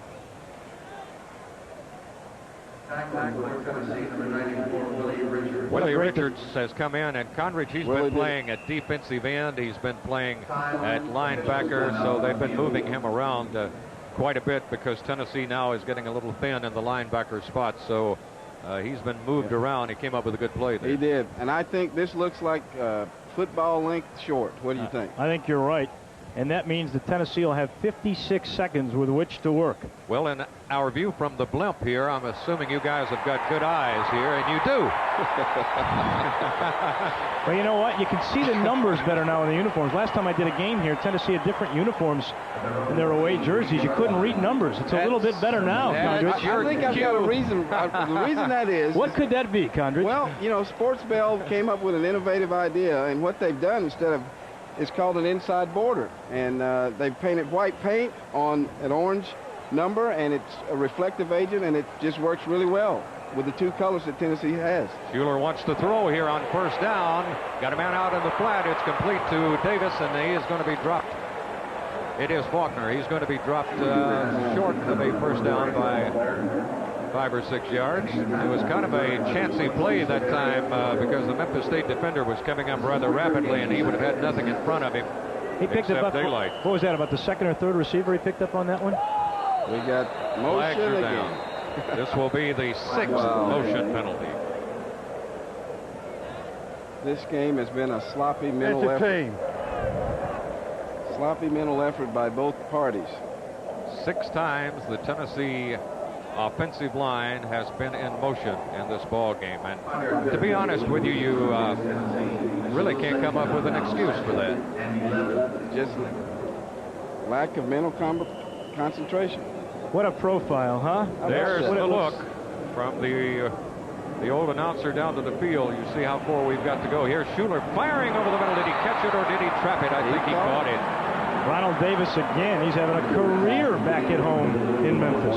Well, if there are any Bartlett recruits out there, Ronald is showing them how to do it at Tennessee. Well, there actually are a couple. Are there? Derek Carroll, one of the better running backs in the state, and there's another young man who's a junior there who's terrific. So you can be sure that Tennessee fans are loving this. 19 seconds remaining in the first half of play, with the Volunteers leading 17-7. Ronald Davis now 3 catches, 59 yards, and a touchdown, and he set up the second touchdown with a marvelous pull-out catch. Like I said before, those are the kind of plays that Ronald Davis has been expected to make. I don't know what has happened, but we talked about it earlier. He's had different problems, and now hopefully this will give him a kickstart from this point on for the rest of his career. Well, he had knee surgery. You remember when Chuck Webb went down? Yep. I think the next day, the next practice session. You're right. Ronald Davis went down with a knee injury and was operated on, and since that time, he hasn't come along as expected, but boy, he's putting on a show today, that's for sure. Well, I can vouch for knee operations. It takes you a little time mentally to get back. Schuler wants to throw it with the clock running out. He's being pressured. He fires it sidearm, and a flag is down. Do we have interference? I think we got too many linemen downfield. Chris Hobbs, the nose guard, pressure man that time, and I think every lineman Tennessee had was downfield. An eligible receiver downfield on the offensive team. 5-yard penalty. Replay the down. That's the 7th penalty on the balls. 6 of them have been motion penalties. This one, they sent everybody in an orange uniform down the field past the line of scrimmage. Well, they had a screen play called, and Schuler wasn't able to get rid of the ball on time, which linemen get antsy and they want to go block somebody, and you get downfield on that. Tennessee would like to get it into field goal range right here with 13 seconds to go. They've got a first down and 15 situation as we near the end of the first half of play. Schuler turns that gun loose, and he had a man running free down there, Faulkner, but couldn't quite connect with him.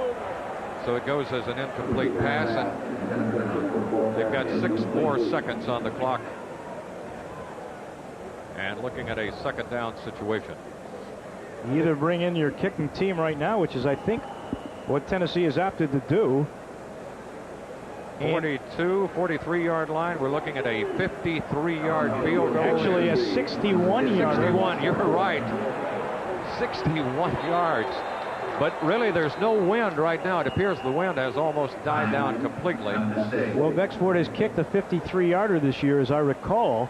Has he got the leg, Condridge, to go 60-some yards?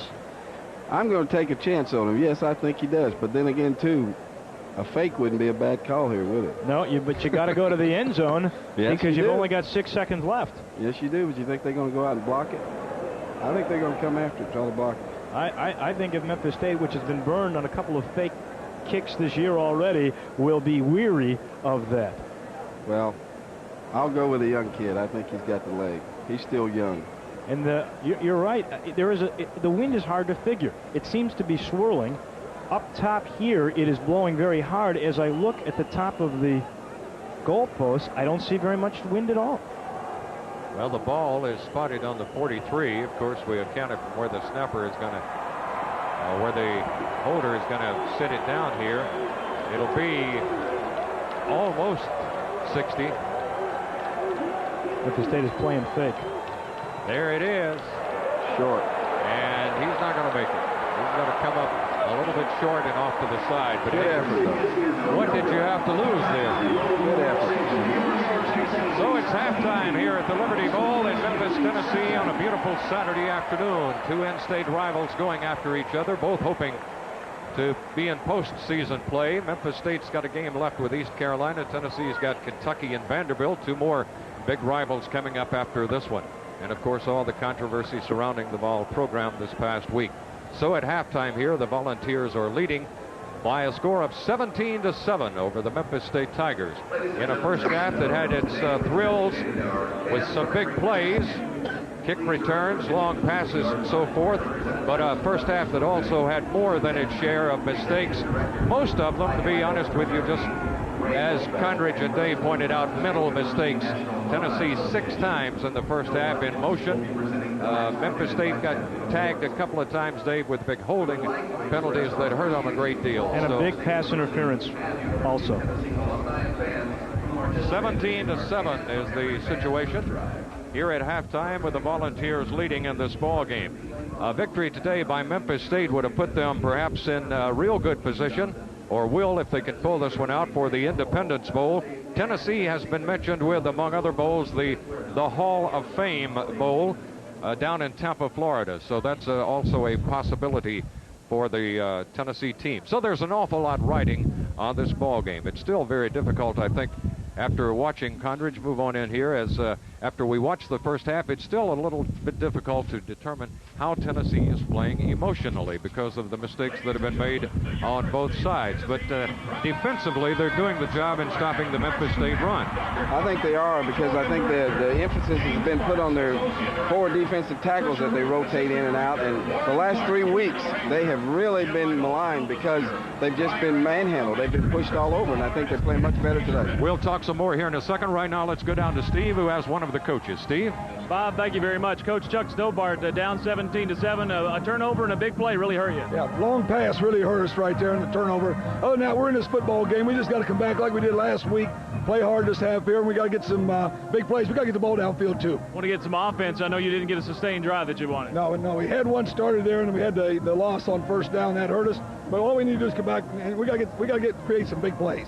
Coach Chuck Stobart, thank you very much. Good luck second half. Thank you. Coach Chuck Stobart of Memphis State. An interesting little almost altercation in the tunnel as I was trying to find Coach Stobart between one of the Memphis State players and Heath Schuler, the Tennessee quarterback. Nothing happened there, actually, though. The Tennessee is on the road at this game. Tennessee has one more road game, but it's in state as well as this game. And in that game, Tennessee fans will feel a little bit at home, because when they go to Nashville for the game with Vanderbilt, they'll find that Tennessee fans will be gathered at Centennial Park, very near to the Vanderbilt Stadium, Dudley Field, for a major pep rally a couple of hours before the kickoff. All right.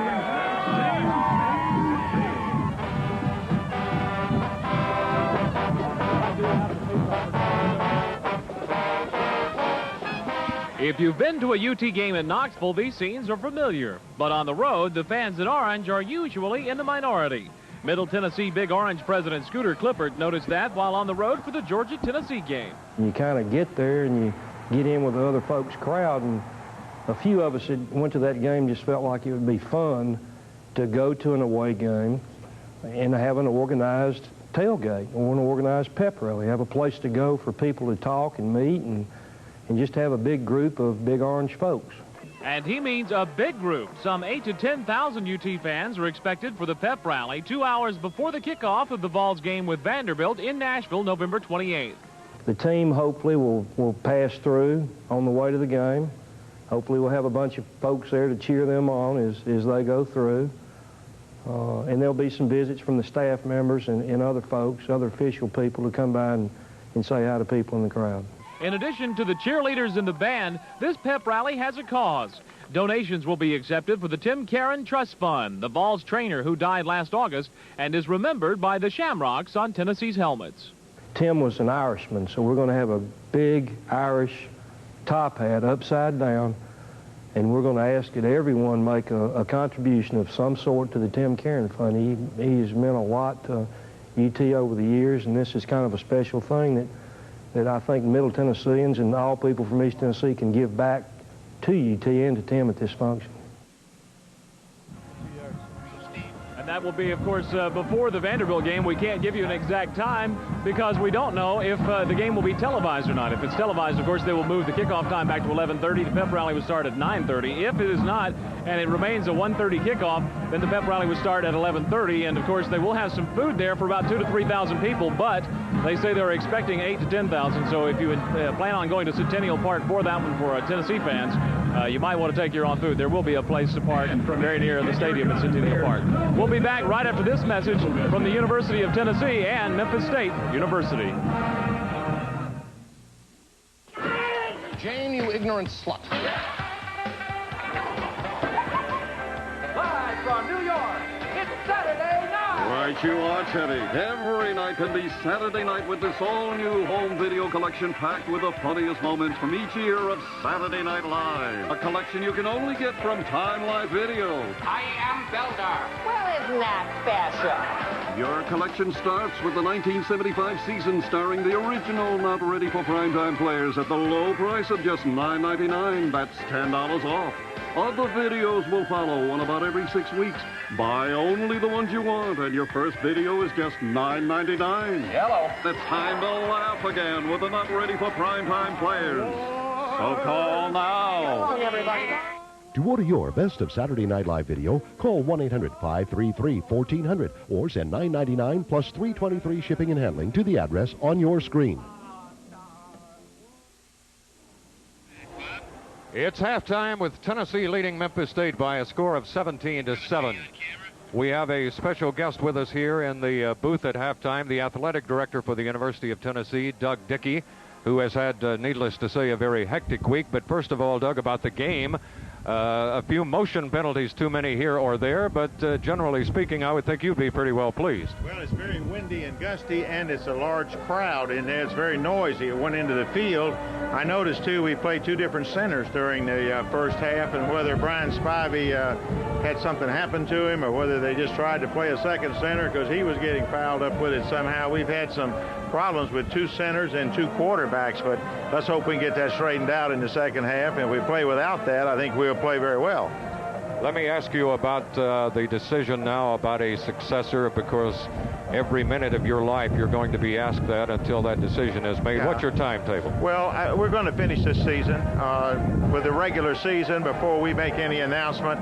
That's not that we have to do that, but I think that's in all the proper perspective that we ought to give to Coach Majors and his relationship for many, many years here at the university, and he's announced his retirement. We'll wait till they finish the Vanderbilt game, and very quickly we will make a decision what to do.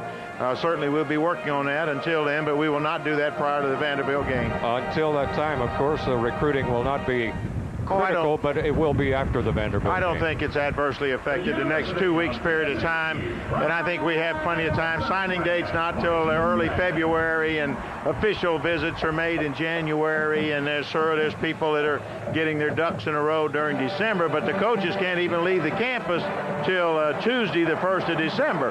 So consequently, we'll be in place, I think, to have our story to say to the prospects. Has the decision been made if Tennessee goes to a bowl, whether Coach Majors would be the coach there? Yes, we have. We've talked about it. John has indicated he wanted to do that. And if we get a bowl bid, then I think John will be there coaching his last game at the University of Tennessee in a bowl for us. Thank you, Doug. Appreciate you coming by. Glad to be here. We'll be back with more here at the Liberty Bowl Stadium with Tennessee leading in this football game by a score of 17-7. Let's take a break right now for this, and then we'll be back. December and holiday cheer, and all the action's here. Atlanta Hawks basketball. Some of the best live rim-rocking action in the game today. Sports South's Live college basketball will feature ACC and SEC action, including Vanderbilt and more. Hit the gridiron for the 1AA college playoffs and Sports South's weekly high school football recruiting show. Countdown to signing day live, all in December on Sports South. A fishing show for the weekend fisherman. It's Freshwater Adventures with host Bruce Vanjoy. Join him in the Southeast's sweetest backyard honey holes, where he'll show you the best methods for hauling in the hogs. Freshwater Adventures, Thursday nights at 6:30 on Sports South. Hello, everybody. I'm Dean Durham. Join me right here on Sports South every Thursday night at 7 o'clock for Outdoors with Dean Durham. I'll show you how to catch the big one. Well, here at the Liberty Bowl Stadium, you see the score at halftime. The Volunteers leading 17-7 on a beautiful day, although the wind is picking up, and I think it will be a factor in the second half. Right now, let's go to Dave, who has a special guest with him. Dave?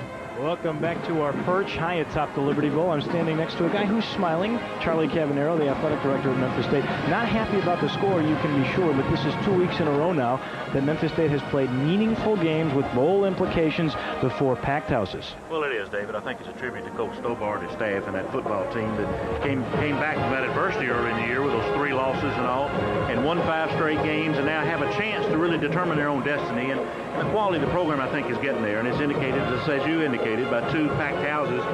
Over 100,000 people have seen our football team play in the last 7 days. I think that's a mark for a program that's growing. Yeah, I think so too.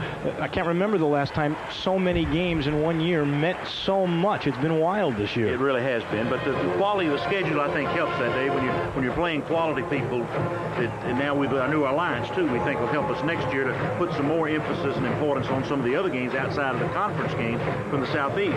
So, but that's what you have to do in football, I think, because there's nothing like a basketball game, and we know how that goes when you're playing for that championship, playing for that tournament. Well, that's what we've missed in football that we've got to try to continue to do to put that together. And there has been a new commitment to football here. You mentioned the alliance. I'd like you to go a little bit more on that, be a little more specific, and also the fact that you've now got a new deal with the University of Miami, who some people think you may be crazy for that one. Well, you know, they probably thought the same thing a year or two ago when we scheduled Southern Cal the first game. Now, I'm not into predicting business, but to beat the best people, you've got to play them, and that's the philosophy that we've had since we've been there, and that's what we're going to continue to do. And Miami, by being independent, one thing that is good about it is you do have flexibility in your schedule. So at the last minute, in the late occurrences, if things happen, you can have some maneuvering room because you don't have to commit to 7 or 8 games to other schools. And so that's what gave us the flexibility to do a Southern Cal, a Missouri, to get Miami on the schedule. So then we think that'll help us. And as far as the question about the alliance, the independents in the South, Southern Mississippi, Louisville, Memphis State, Cincinnati, East Carolina, and Tulsa. Louisville is not a member now, but we think they're going to be a member of the alliance. And we're together in schedules. We'll all play each other starting next year. And, you know, who knows what can come from that, but we think it can help our young men have something to play for. The coaches were excited when we met and talked about it. So it's something we think will grow and get even better because we had 3 bowl teams last year out of that group. Charlie Cabanero, thank you so very much for coming up. Good luck to you the rest of the way. And I know you would love to have that bowl. Let's go downstairs and check in with Steve Phillips. Well, we're trying to catch a word with Coach Johnny Majors. Coach, obviously 17-7. This way, Coach, you had a good first half. Your defense really played very well. I think our team as a group is playing extremely well all the way around. Of course, the group is made up of individuals, and a lot of people are busting their guts out there, Steve. Other than I think we're tackling better as the game went on. We're pursuing well. We put some blitzing on them, mixing up the run and the pass. About 3 or 4 things. Kickoff coverage needs to be better, and we didn't pick up man-to-man coverage a couple times on blitz, but we're doing a lot of good things. Offensively, also, the team really took advantage of the turnover down there and didn't lose their poise when you had the early turnover in the first quarter. Yes, you would almost say, well, that was a gift to Memphis State, but it really wasn't. It was an easy touchdown from the goat far, but they caused it by penetrating with a blitz, and our lineman didn't pick it up, caught us off guard. They caused a fumble, so they have to get some credit. We've got to do a better job for that. But, yeah, we kept our poise and came back, and we're leading now. But we have 30 more minutes to play out. Hope that we'd come back and attack them like we did the first half. Coach, thank you very much. Good luck in the second half. Coach Johnny Majors of Tennessee, back to you in the booth. Okay, thank you very much. The score 17-7, and in the first half of play, let's take a look at the highlights, Dave and Condridge here in the first half, at least the touchdowns here. Memphis State did draw blood first. They got a break on a great hit by Rod Brown. The ball was coughed up, and then look at the times that Matthew has. He, with poise, finds his favorite receiver, Russell Copeland in Memphis State, with that quick scoring drive, made it 7-0 in a hurry. Well, he just makes a little rollout, and what happens is they're blitzing from the backside, Memphis State is, and Tennessee takes advantage of that by throwing a little slip screen to the short side of the field. Ronald Davis makes a great effort to get it in the end zone, and the kid's having a career day today. Well, this is just textbook how you up and over. You turn your body, you get up and over, tuck the ball away. Little man Stewart has become an expert at that. And once you're in the scoring range, he's the guy you want to go up and over with. Of course, that last touchdown for Tennessee was set up on a 47-yard pass play, and Little man had only the 2 yards to go. Tennessee will be kicking off, Memphis State receiving. Taking a look at the stats here, and the first one really jumps out at you, Dave. Wow, minus 2 yards, and they've done a good job of getting places on the ground this year. You got to take your hat off to Tennessee for that one. Both teams turned it over, and both times they were converted into scores, and Tennessee with a big advantage in the time of possession in the first half of play. All right, Chapman approaches. This one is underway. Gets a lot of foot into it. Drives it deep and all the way out of the end zone. So Johnny Majors of Tennessee. Back to you in the booth. Okay, thank you very much. The score 17-7, and in the first half of play, let's take a look at the highlights, Dave and Condridge, here in the first half, at least the touchdowns here. Memphis State did draw blood first. They got a break on a great hit by Rod Brown. The ball was coughed up, and then look at the times that Matthew has. He, with poise, finds his favorite receiver, Russell Copeland, in Memphis State, with that quick scoring drive, made it 7-0 in a hurry. Well, he just makes a little rollout, and what happens is they're blitzing from the backside, Memphis State is, and Tennessee takes advantage of that by throwing a little slip screen to the short side of the field. Ronald Davis makes a great effort to get in the end zone, and the kid's having a career day today. Well, this is just textbook how you up and over. You turn your body, you get up and over, tuck the ball away. Little man Stewart has become an expert at that. And once you're in the scoring range, he's the guy you want to go up and over with. Of course, that last touchdown for Tennessee was set up on a 47-yard pass play, and little man had only the 2 yards to go. Tennessee will be kicking off, Memphis State receiving. Taking a look at the stats here, and the first one really jumps out at you, Dave. Wow, minus 2 yards, and they've done a good job of getting places on the ground this year. That's, you got to take your hat off to Tennessee for that one. Both teams turned it over, and both times they were converted into scores, and Tennessee with a big advantage in the time of possession in the first half of play. All right, Chapman approaches. This one is underway. Gets a lot of foot into it. Drives it deep and all the way out of the end zone. So Memphis State will come out to the 20-yard line. Set it up as we start the second half of play here at the Liberty Bowl Stadium. It's a sellout. Has been for a long time here. And aside from the rather brisk winds, it's just been a nice day weather-wise. Temperature around 60 and maybe a shade above by now. There you see the crowd here that's packed into this beautiful facility in Memphis, Tennessee. The eastern part of the state, the western part of the state. And I think a lot of people in the middle have gathered here also. Here's Matthews turning, pitching back to his tailback Porter. Nothing doing. Tennessee really waiting for that one all the way. They smell that one out and just charged right in and dropped Porter down for no gain whatsoever. Big Todd Kelly, one of the first men in there. Last week, Memphis State fell behind 17-6 at Ole Miss, and they came out and they tried to just shove it down the Rebels' throat. They tried to do the same here, but look at the numbers on that defense. That's pretty impressive. Tennessee has allowed only 3 points in the third quarter this entire season. And that was a field goal by Arkansas. Let's see how they do in this third quarter. Here's Porter, nothing. Once again, they converge on him and drop him. They try it on the right side. They try it on the left. Shane Bonham. Shane Bonham's playing extremely well today, Condridge. He sure is. And we've talked about the tackle play for the last 3 weeks. And I think they're redeeming themselves in this game. They've changed their thinking a little bit. They're not so much concerned with rushing upfield as maintaining their lanes and maintaining their leverage on their men. So their own momentum is not getting them blocked now. Tigers can't get outside those ends. That's the key. Now they're forced into a passing situation at 3rd down and 12, so they're now in the game minus 4 yards in running and nothing on this one. Tennessee had that one defensed absolutely beautifully. Ben Talley. Take a look at Talley, the linebacker, roaring in on this one.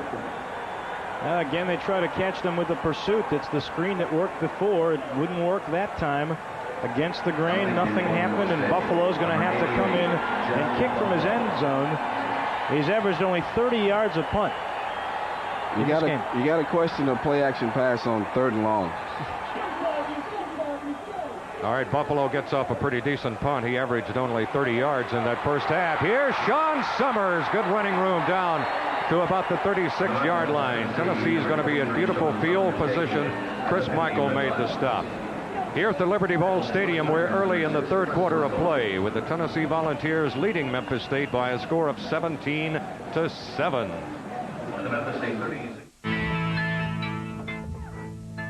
There's an advanced medical procedure going on here at National Hair Transplant Specialists. It's called microsurgical hair transplantation. If you're a man or a woman suffering from a hair loss problem, Now you can receive free information from NHTS and find out about the medical procedures available for hair loss that may grow your own hair back. This is an actual client who's had microsurgery. This is his own real growing hair. Under the direction of a board-certified doctor, microsurgical hair transplantation allows NHTS to literally transplant your own hair to other balding or thinning areas. Microsurgical hair transplantation may be the answer for you. Find out by calling for free information now. For free information, call National Hair Transplant Specialists now at 1-800-468-2700. That's 1-800-468-2700. Volunteers find themselves in real good field position after Memphis State was unable to move the football. They had a -2 yards on the ground in the first half, and they lost about 4 more on the ground here. Here's Summers on that punt return, Condridge. He found just a little quick pop right in the middle there. The key is always avoiding that first guy. If you can get by the first guy, which is the opposing team's trail guy who's supposed to come down and alter the punt returner, when you break that first wave, you usually have success with the punt return. Sean did a good job of avoiding the first tackle. And I like guys who go north and south, too. They make that first guy miss, and they don't try to get outside. They try to get the yardage they can up the middle, and usually they're the ones that are successful. There's a future Memphis State player. Give him a few more years. Yeah. Move over, Bartow. There's a linebacker there. All right, Heath Schuler sticks it in the stomach of the first man coming through that time, and that's Mose Phillips, and he's down about to the 32-yard line. Rod Brown, trailing linebacker, made the stop for the Tigers. Rod Brown having an awfully good game today. Made the big play of the game for Memphis State in the first half, causing the fumble. And here he is again as Memphis State strings it out one more time. Mose Phillips has an incredible stat, Condridge. He, on passing, is averaging 52 yards a catch. Of course, those were touchdowns against Florida and against South Carolina. Here's the fake delay in the middle, and then Schuler fires over the middle. Had his man there, but led him a little too far. Corey Fleming, number 12, the intended receiver. I think Danton Bartow was trailing very close, too. Condridge, if there's a fault of Schuler, and I'm not sure it's his fault, he seems to lead his receivers sometimes just a little too much. Maybe that's his arm strength. Maybe they're still trying to get adjusted to his arm strength. Well, I think sometimes on those plays across the middle, he's throwing to an open hole, an open area, which he has to put the ball there. And, you know, receiver has to get there. Of course, you know, I'm always going to be on the quarterback side. Sure you are. 3rd down and 7. Schuler turns on a draw, and it's going to be close. That play worked in the first quarter, and Memphis State had a bunch of linebackers who stayed home. This is just a quarterback draw, and it's a good call because there's no middle linebacker. You can see there's no middle linebacker, and a missed block right here, that's a real big play. Jeremy Williams was the man who made the stop for there's Schuler, and you can see that he is still limping a little bit. He went out in the first half with a bruised thigh, and he is still limping a little bit. The ball will be spotted down on the 35-yard line. This is a big kick. 45-yard attempt here by John Bexford. The kick is on the way, and it is no good. I think he missed it left side. Memphis State dodges a bullet there, Bob. You're watching the action on video seat from the Liberty Bowl Stadium in Memphis, Tennessee, leading the Memphis State Tigers 17-7. You set fire to your car, burn it with acid, spray it with paint, then wipe away the burn, the acid, and the paint? Can this be magic? Yes, the magic of DD Auto from the makers of DD7. Others have made these claims, but we guarantee DD Auto to be the finest, the easiest car polish you will ever use or your money back. Even bird droppings, tar, and grease will wipe away with ease. Cleaning chrome was never this easy. And DD Auto brings back the vibrance to the oldest paintwork. DD Auto can be yours on this special TV offer for $19.95. We'll even include a second bottle of polish, plus DD Auto Vinyl Leather Enhancer and the super absorbent chamois. The DD Auto Car Care Kit, 2 polish, the Vinyl Leather Enhancer, and the super chamois, all for $19.95. Have your credit card ready and call 1-800-533-1400. You can also save COD charges by sending $19.95 for the complete kit, plus $4.95 shipping to DD Auto, P.O. Box 8207, Atlanta, Georgia. Back to the action here as the Memphis State Tigers now take over on offense and try to get some offense going. Here's the handoff to Porter. Cuts back, got a little running room, not much. Cross the 30 for a couple of more before the Volunteers close in on him and drop him at that point. There you see Tullis, number 38, one of the men in there.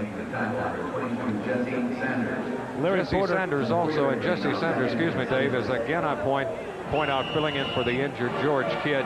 He's maybe had a quarter this entire season at that position, so it's brand new to him. Porter with 12 carries now and only 9 yards. He's the last man in the eye right here. Here's the fake to him, and then the pass over the middle. It's complete to Porter coming out of the backfield. Nice play that time by Matthews. Correction on that, it was Bruce. We haven't heard much from him today, and that's kind of a surprise, Dave. Isaac Bruce has been a key man. Well, one of the reasons why is Matthews hasn't had much time, but he's another receiver who likes to go over the middle. He is a possession receiver, but also has some speed and can break them along on a junior college transfer who's gotten better and better as the year has gone on for Memphis State. It's a big offensive series right here for the Tigers. They're trailing 17-7. Tennessee digging in defensively. Matthews with one receiver on each side, and then the eye backs. He fires out in the flat. It's going to bounce out there to the intended receiver. A little pressure put on him that time. Patterson was the intended receiver. Now let's go down on the sidelines here to Steve Phillips. Steve? Bob, you mentioned what a big series. This is at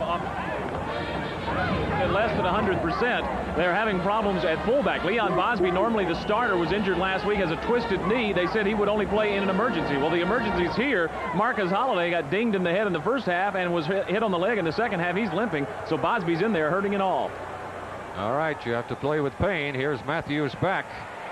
Got hit just as he threw the football, but still completed it on a great catch. Session really wrecked Copeland, but Copeland miraculously held on to the football. That was a nice play. What a great boom play from Memphis State when they needed it. There is a flag down, but Matthews got creamed as he let it go.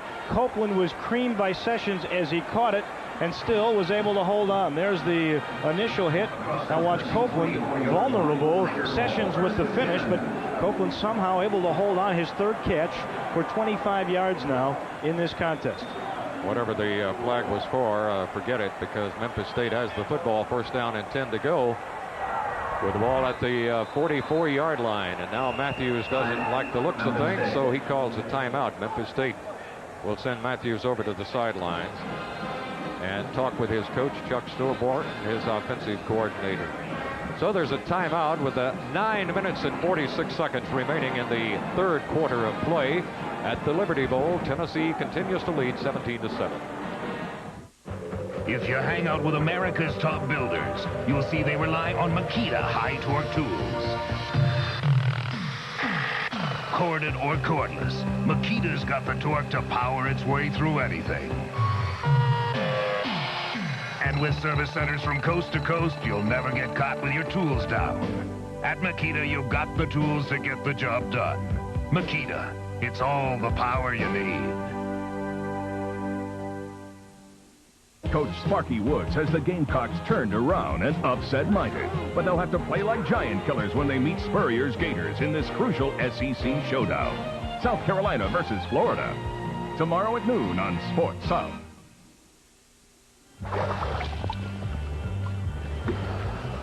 Hello, everybody. I'm Dean Durham. Join me right here on Sports South every Thursday night at 7 o'clock for Outdoors with Dean Durham. I'll show you how to catch the big one.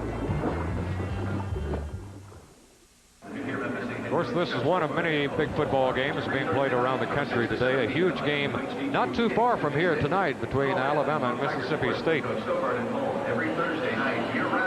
Let's take a look at some of the scores. Georgia leading Auburn. That's early in the first quarter of play, 7-0. As South Carolina trails Florida. Florida trying to nail down the East. That is a final. Look at Florida State. It's only halftime, and they got 56 points. Here's the pitch back to Porter. Porter has his legs cut out from under him Coming up rapidly at that time was J.J. McCleskey from his secondary position to make the stop. Another good example, folks, of the defense of Tennessee. Memphis State trying everything they can, Condrich, to get outside. They just can't seem to do it. Take a look at that last play, and you'll see McCleskey coming up very fast. J.J. makes a great play there. He's a little emotionally, high-strung little guy, but he gets back in there and mixes it up pretty well. Second down, about 9 yards to go for a first. Matthews stands up, throws in the flat quickly. It's out of bounds immediately to Copeland over there on the side. I don't know if you caught it on that last play, but Leon Bosby was trying to set up for Porter. He is just limping so bad. You see it again there as Matthews has to get it off quickly, but Leon Bosby limping as he tries to block. Now we have another big third down situation. Third down big for the Tennessee defense, very big for the Memphis State offense. There's our camera right through the helmet cam, right through the face mask. Yeah. Here's Matthews. What do you call on 3rd and 5? Well, you call a quick hitch on the side, out of bounds. Did he catch it in bounds? Apparently he did. Russell Copeland. Big time catch. You see, he's almost a pro receiver already. He knows where the sidelines are. He has his toes planted perfectly right along the line. Watch this. This is about the 4th or 5th time this year he's done this. That one's even closer than, even easier than usual. He's usually a tightrope artist. So the chains are moved. It's 1st down and 10 with the ball at the 31-yard line of Tennessee. Memphis State with the football and trailing 17-7. Matthews takes a look at the Tennessee defense, cheating up a bit at the line of scrimmage, and they try to run outside. That play is not going to work. Memphis State might as well hang that one up and put it back in the closet because it's just not going to work. I was just handed a note. Matthews is 11 of 13 from the air, but they're still trying to set up that run. And look at that. There's just no way they can get out of those ends. J.J. Surlis there. Ben Talley was there also. Shane Bonham all in on that tackle for the Volunteers. So give him a loss of 2, make it down 2nd and 12 yards to go for a first with the ball pulled back to the 33-yard line. Let's see if he puts it in the air. They're going to try a reverse. Got one man to beat, can't do it. Beautiful play by Tennessee, staying at home that time on the reverse and not being fooled at all. Steve Session. Take a look at Patterson trying to find some running room here, but Session just stayed at home on this one, Dave. He sure did, and Patterson trying to find some room, but there's a great open field tackle by Session. Condrich, when you were quarterbacking and trying to get people to go outside, was it important for that fullback to block for your tailback? And I just think Memphis State's injured fullback is really hurting their running game. The fullback has the initial block. He's the guy that has to open it up and make things happen. Touchdown, Memphis State to Bruce. Beautiful play on a 3rd and 13. Matthews finding Bruce in the corner, or Copeland it is, number 3. And that was just his second sensational catch of this ball game. 2 fantastic touchdown receptions by Copeland. Take a look. Again, Matthews with time, and this kid, if he's got an inch, he'll make the most out of it. He makes the catch, looks for the end zone, and just extends out to make this 17-13. Number 3 instead of 83, and that's his second sensational play of the ball game. The extra point by Allison is up there, and it is good. But hold everything because we have a flag down. It should be 17-14 if the extra point is good. Here's Jimmy Harper. Dead ball before the snap. Ball start. Offensive decision. So they'll have to pull it back 5 yards and try it once more. That comes with 7 minutes and 30 seconds remaining here in the third quarter of play. 72 yards, 10 plays, consumed 3:59 off the clock. So that was a very good drive, Condrich, for Memphis State. Sure was, and it was a very excellent pass by Steve Matthews. That ball was thrown right over the defender's head, and it was just perfect catch. Allison's extra point, what amounts to a short field goal, is up and good, and it's 17-14. Yes, Dave, Allison is related to the racing family, is he not? He is the nephew of Davey Allison. It's a great story.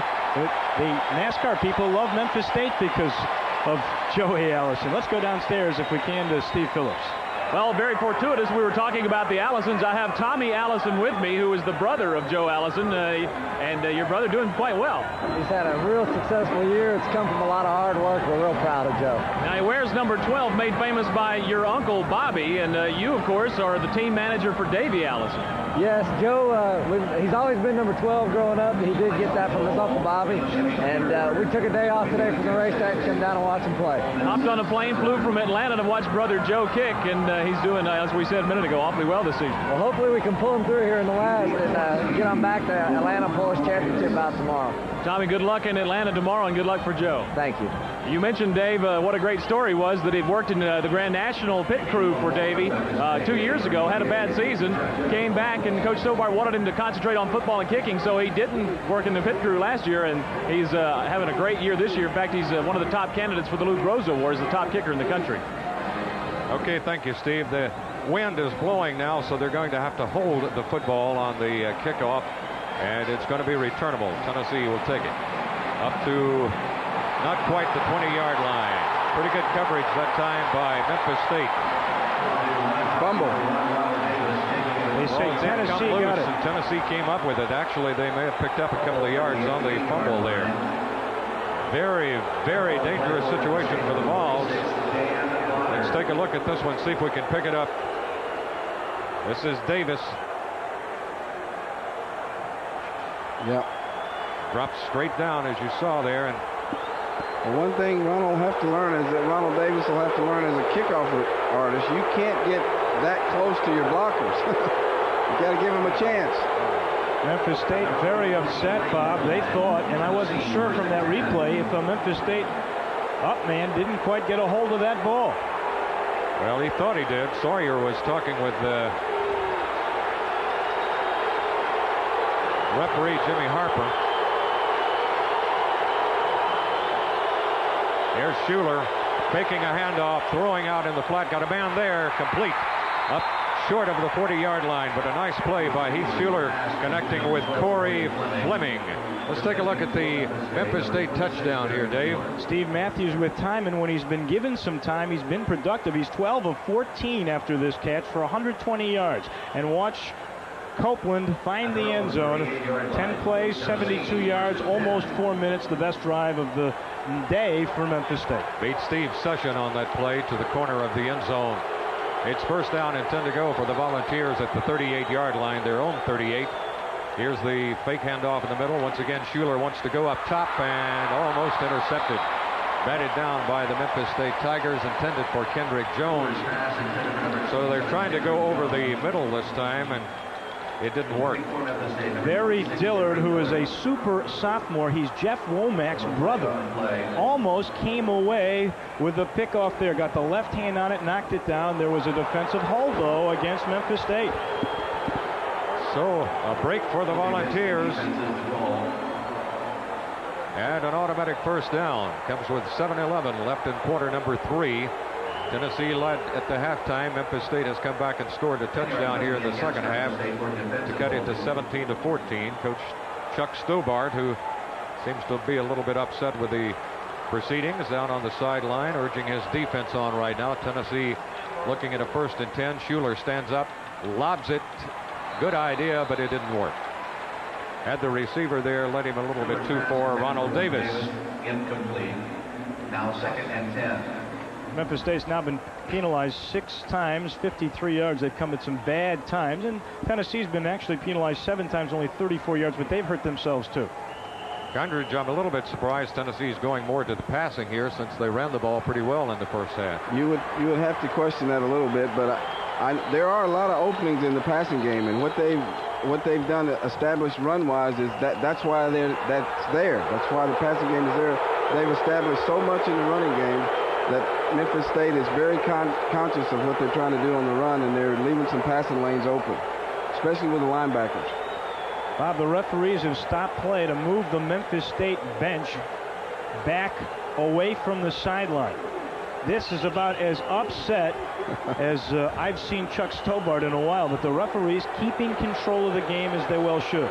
Well, it's a veteran referee, Jimmy Harper, who's been around for a long time, and he will keep things under control. I think Schuler checked off at the line of scrimmage, and it was a nice check off. Big gain for the Vols as they roar with Garner down across the 40 to the 38-yard line of Memphis State. Take a look at this one, Mose Phillips. Mose Phillips on the lead block. He doesn't have a devastating block, but he gets position, gets his rear down inside, and that's what the running back's following. And he does it a little bit different than Mario Brunson, but the end result is still the same. So it's another first down for Tennessee. First down and 10 to go. Here's Schuler handing off deep in the eye. Running room this time, trying to get outside is Charlie Garner. So they have gone back to the running game after trying with some unsuccess there with the passing game, and it's paying off. Charlie Garner tackled by Jeremy Williams. This is one of Charlie Garner's assets, being able to move laterally. He's not a he's not a breakaway speed guy, but he is a guy that can make some quick moves and get you a lot of yardage laterally and up the field because he has such quick, decisive little cuts. That gives him over 70 yards in running right now. They're about a yard shy of a first down, second down and 1. They hand off in the middle, not much there. In fact, maybe even lost a little yardage. Mose Phillips, that one was kind of ugly from the start. It didn't develop into much. That was one of the uglier plays of the day, but at least he maintained a little positive surge. They didn't quite make the first down, but they did get positive yardage. He's maybe a half yard according to the sideline marker, assuming that that's correct over there, the flag on the sideline. He's about a half a yard shy of a first, so here comes a big one for both of them. Third down, less than a yard to go for Tennessee. Memphis State jamming everybody up in the line. Phillips got the first down with plenty to spare as he went off his left tackle that time. Nice bit of blocking over there on the left side of the line. Tennessee just takes advantage of the bubble.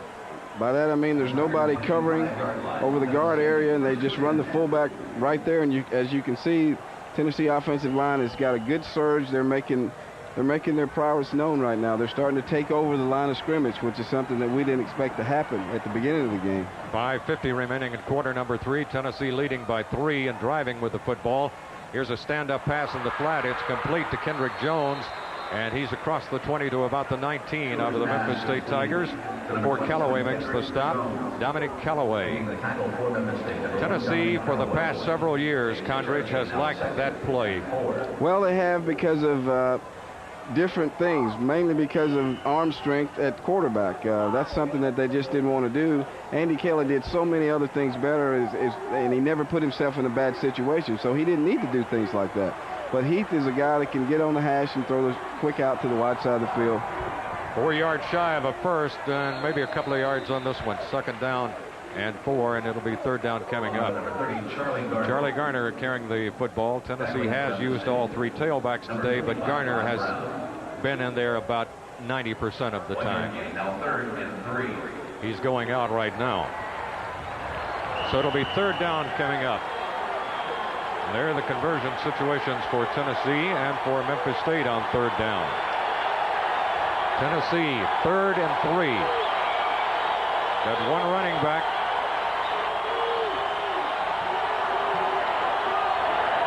Here's Schuler going down the line, turns it in, and it's going to be close.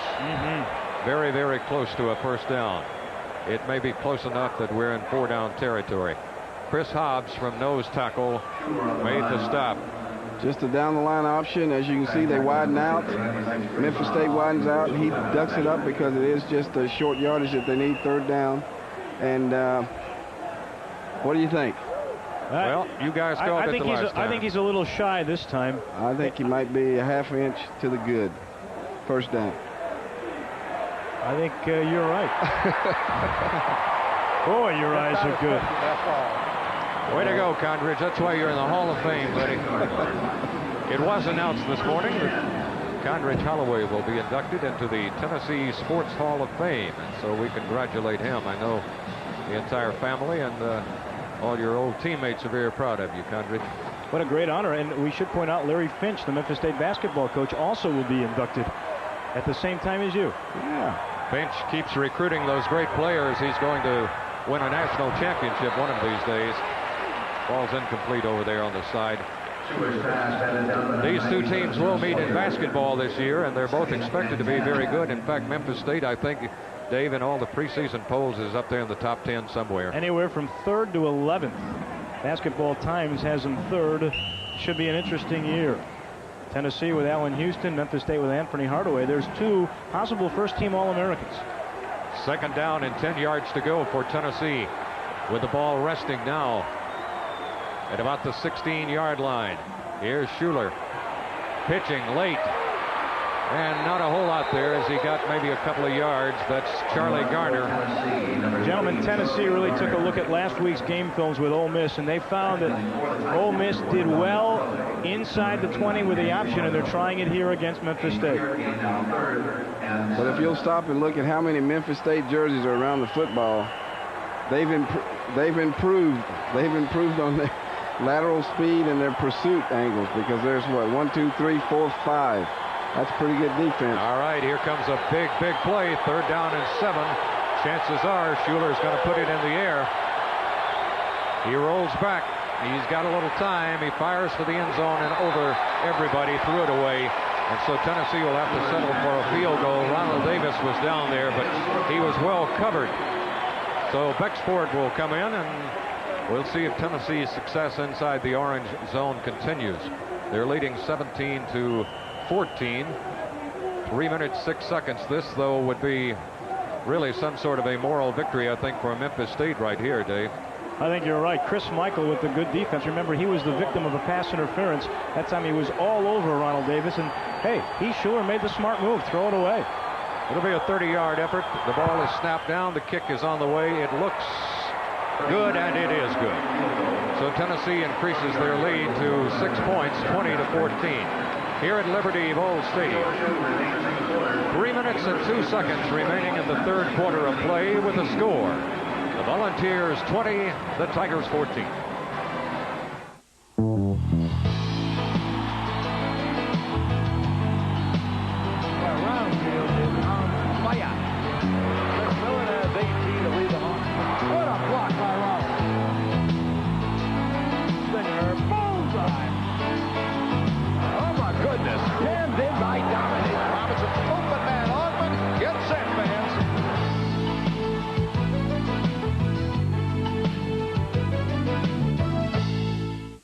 Has this ever happened to you? Don't tear that shirt into dust rags. Introducing DD7 Super All-Purpose Stain Remover. Remove that stain without a trace. Dilute and soak fabrics for a light new whiteness. Imagine this is your laundry and a red sock turns everything pink, or ink leaks from a pen. Iodine. Add DD7 to the final rinse and all is restored. Order DD7 today on this special TV offer for $14.95, or save $10 in order 2 for $19.95. Now you see it, now you don't. Now call. All right, now we will see what Memphis State can do with the football. What they have not been able to do at all is run. But they have 2 touchdowns through the air. Both of them Matthews to Copeland. Both were circus catches by Copeland, but still very good throws. So Tennessee, I think probably Condridge and Dave will be looking at a passing game from here on out. I think they might, but the thing that's really scary is Memphis State has done such a great job on kickoff returns, and here's another situation. I mean, they've come close to breaking 3 of them. One of them got called back because of a penalty, but they've had good field position directly resulting from their kickoff return. If you are Tennessee's defensive coordinator, are you going to play strictly for the pass? You know that the Tigers have to go that way. They're 12 of 14 through the air for 120 yards. They've got nothing on the ground. Well, I think you have to mix it up, because if you start doing that, you're going to get burned for the big play. That's the one thing the Tennessee defense cannot do, is give up a big play like they did down here for the touchdown. Rather short kick by Chapman standards, and there is the lane, and he almost got through it up to the 30-yard line. And you were right, Condridge. Patterson had maybe one more man to go, and he would have been long gone. So Tennessee's kick coverage has been rather woeful here in this football game. In fact, they've had some breakdowns in other games as well. There's the drive, 14 plays, 64 yards, took 4:28 off the clock. Bexford with a 30-yard field goal. So that's where we stand. Tennessee 20, Memphis State Tigers 14. Matthews with one running back, and he hands it off to that running back. Big hole. Nice run that time by John Martin, showing some speed. Tennessee defensively was not ready for that one at all. They were lined up altogether wrong for that play. Well, it was interesting the way Memphis State lined up. They had twins on the right side and one receiver on the left, and Tennessee's defense was looking for the pass, and here comes the run, and Martin does show you that quick step. He gets close to 10 yards, and that may be the first time today that Memphis State gets a first down on the ground. Well, they caught Tennessee in the situation that they took advantage of a guy that hadn't played in the position very much. Victor Brown was playing outside linebacker, and by alignment, he was lined up wrong. And he got inside, and he should have been outside of the defensive end. And when you make mistakes like that, good teams pick up on it. It was first down, as you saw, by the length of the football. And so the Tigers do, on the ground, pick up a first down, something that's kind of foreign to them in this ball game, but at least a little morale booster for them there. Here's Matthews. Got two receivers on the right side, one on the left. Hands off in the backfield to Martin. He's going nowhere this time. Tennessee waiting. Jeff Tullis was one of the first men in to make the stop that time as they crashed in and dropped him. John Martin again. Last time he went left, they thought they'd fool him right. Everybody stays home again. The defensive line controlling the line of scrimmage, Condrich. Yeah, they lined up better this time. Whoa, got away with a little holding there, but it's only holding if they call it. You were definitely an offensive player. That's right. Clock just went under the 2-minute mark in the third quarter of play. Tennessee 20, Memphis State 14. Tigers looking at 2nd and 12. And Matthews back to throw, throws short. Little screen out here, and not much is going to develop there. John Martin kept peeling back looking for some blocking, and it never materialized. J.J. Surlis, one of the first players to get to him. We talked about Memphis State's team defensive speed, but look at this. Memphis State sets it up nicely for Martin, and look at Tennessee converge. 3, 4, 5 white jerseys there. There's John Martin. Those are Rastafarian curls, aren't they? Rastaman. Yes, nice dude. 3rd down and 9. You figure Matthews will go to the air for sure here. Tennessee knows that, and they got him. James Wilson and Shane Bonham just laid back the ears and came after him that time because everybody in this stadium knew that it was going to be a pass. And the one thing about rushing Steve Matthews is that more than likely he's not going to avoid you. He's not one of those nifty guys that'll dodge you, so you can just pin your ears back and go after him, and because foot speed is not something that he's going to hurt you with. All right, here's Buffalo's punt. Well, Summers going to let it go, and it goes out of bounds. While we've got a moment, we want to remind you that the announcers for this game have been contracted for and approved by the University of Tennessee and by Memphis State. Any use, rebroadcast, or other transmission of this game without the written consent of Host Communications is prohibited.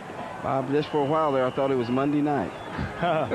Prohibited. I can't quite do Deer Dog's that's good. Little twirl he does on it. Well, you do have 3 men in the booth, right? That's right. That's right. 33 seconds to go. The out of bounds, of course, on the punt stops the clock. Tennessee with the football. We're in the 3rd quarter. Vols up by 6. Here's a handoff to Garner, and he gets 2 or 3 yards up close to about the 34-yard line. Condrich, are you going to sing "Turn Off the Lights, the Party's Over"? Oh, no, I'll leave that to Dandy Don. Barry Dillard made the stop that time out of the secondary. They give him 4, a little better than we thought, so it's going to be 2nd down and 6 yards to go. Tennessee moved pretty well on the ground the last drive. Let's see if they stay there.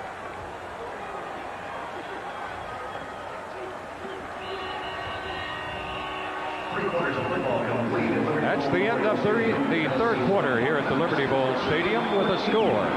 Tennessee 20 and the Memphis State Tigers 14. The BBC, Turner Broadcasting, and Time Life Video dare you to take a walk on the wild side with Trials of Life.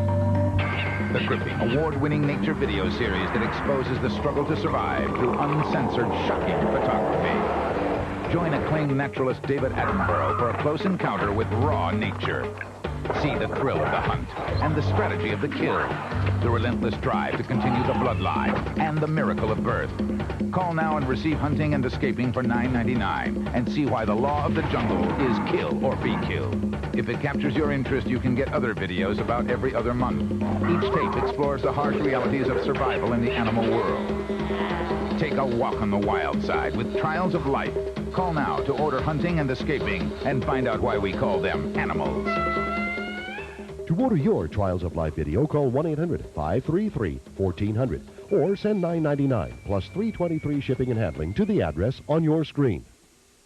All right, we've got one more quarter of play here in Memphis at Liberty Bowl Stadium. Big in-state rivalry, both teams hoping for some postseason play. Memphis State has only one more game remaining in regular season, East Carolina here. The Volunteers play both of their final games in the state of Tennessee. They play in Knoxville next week against Kentucky and then wrap it up in Nashville against the Vanderbilt Commodores. We have some bowl scouts looking on today. 20-14 Vols lead. They've got the football, 2nd down and 6. Here's the handoff. Big hole. Charlie Garner up across midfield into Memphis State territory to the 48-yard line. And Kendall made the stop that time to save the touchdown. Yeah, the Tiger. Is that a sleeping Tiger? I think he's upset because Memphis State has given up some big plays a couple of times this game, and it has hurt. Another possibility is he could care less right now. So could be. He is enjoying himself. Schuler obviously checking off here on a 1st down and 10 to go. Memphis State backed out of whatever defense they were in, and let's see if it pays off. Pretty good hole that time at left tackle as they get through before Rod Brown made the stop of Charlie Garner. He got down to the 45-yard line. Take a look.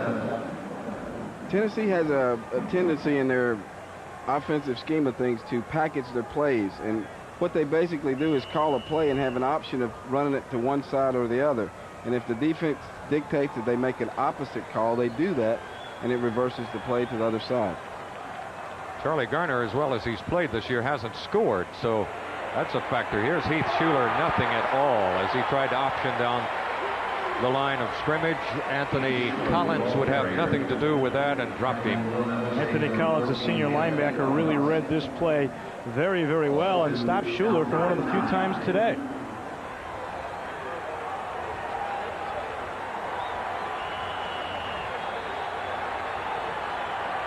Nice play. Collins says, I'm going to ride you down, and he sure does. I think after last week, Memphis State has practiced the option. They're doing a pretty good job defensively. See, the Tigers starting to wake up. He liked that last play. Yeah, there he goes.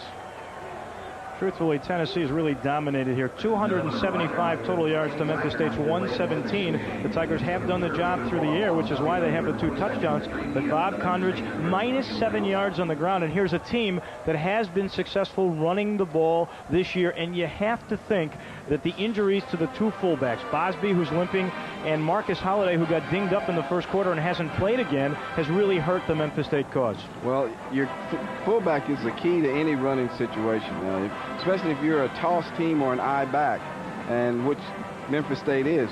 On the other side, Tennessee is an eye back offense, and they've gotten injured, but Mose Phillips has come in and done well for Mario Brunson. You're watching Video Seat from Memphis, Tennessee. Tennessee leading the Tigers by a score of 28-14. Atlanta loves this game. The Hawks are back and ready to put on the greatest show above earth. You're going to love the new moves, new looks, and new players of the Hawks' 25th anniversary season. Saturday, November 21st, the Hawks face the Boston Celtics in the Omni. The first 7,000 fans 21 and over receive a Hawks 25th anniversary sign. Compliments of Budweiser. Atlanta loves this game. For tickets, call Ticketmaster at 249-6400 today.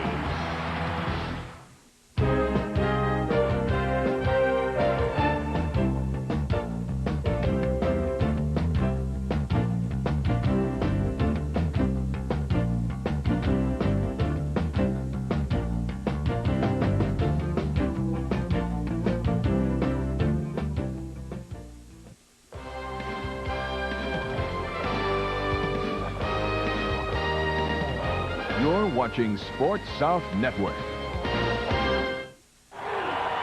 Charlie Garner now has 16 carries, and he does have 100 yards on the game. Despite Tennessee's dominance in time of possession and so forth, Memphis State's only a touchdown away from leading in this football game. Incomplete pass intended for Faulkner, and it was there. Sam Edwards absolutely stuck Faulkner and made him cough up the football. That was a good old-fashioned hit. You'll see the timing on this was very good. Oh, I'm sorry. Got to catch that one. Yeah. I thought that he had hit him, but the replay shows he just flat out missed that football. So it brings up a punting situation for Tennessee. The offense bogs down at midfield, actually a little bit into Memphis State territory, and unable to move.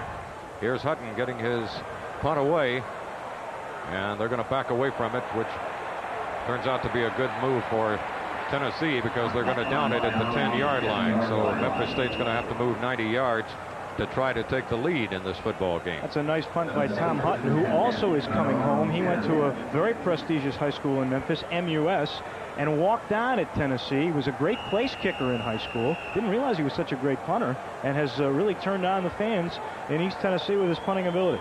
13-17 remaining in the contest. A lot of time to go. Tennessee clinging to a 6-point lead, 20-14. Vols came into this ball game favored by about 3.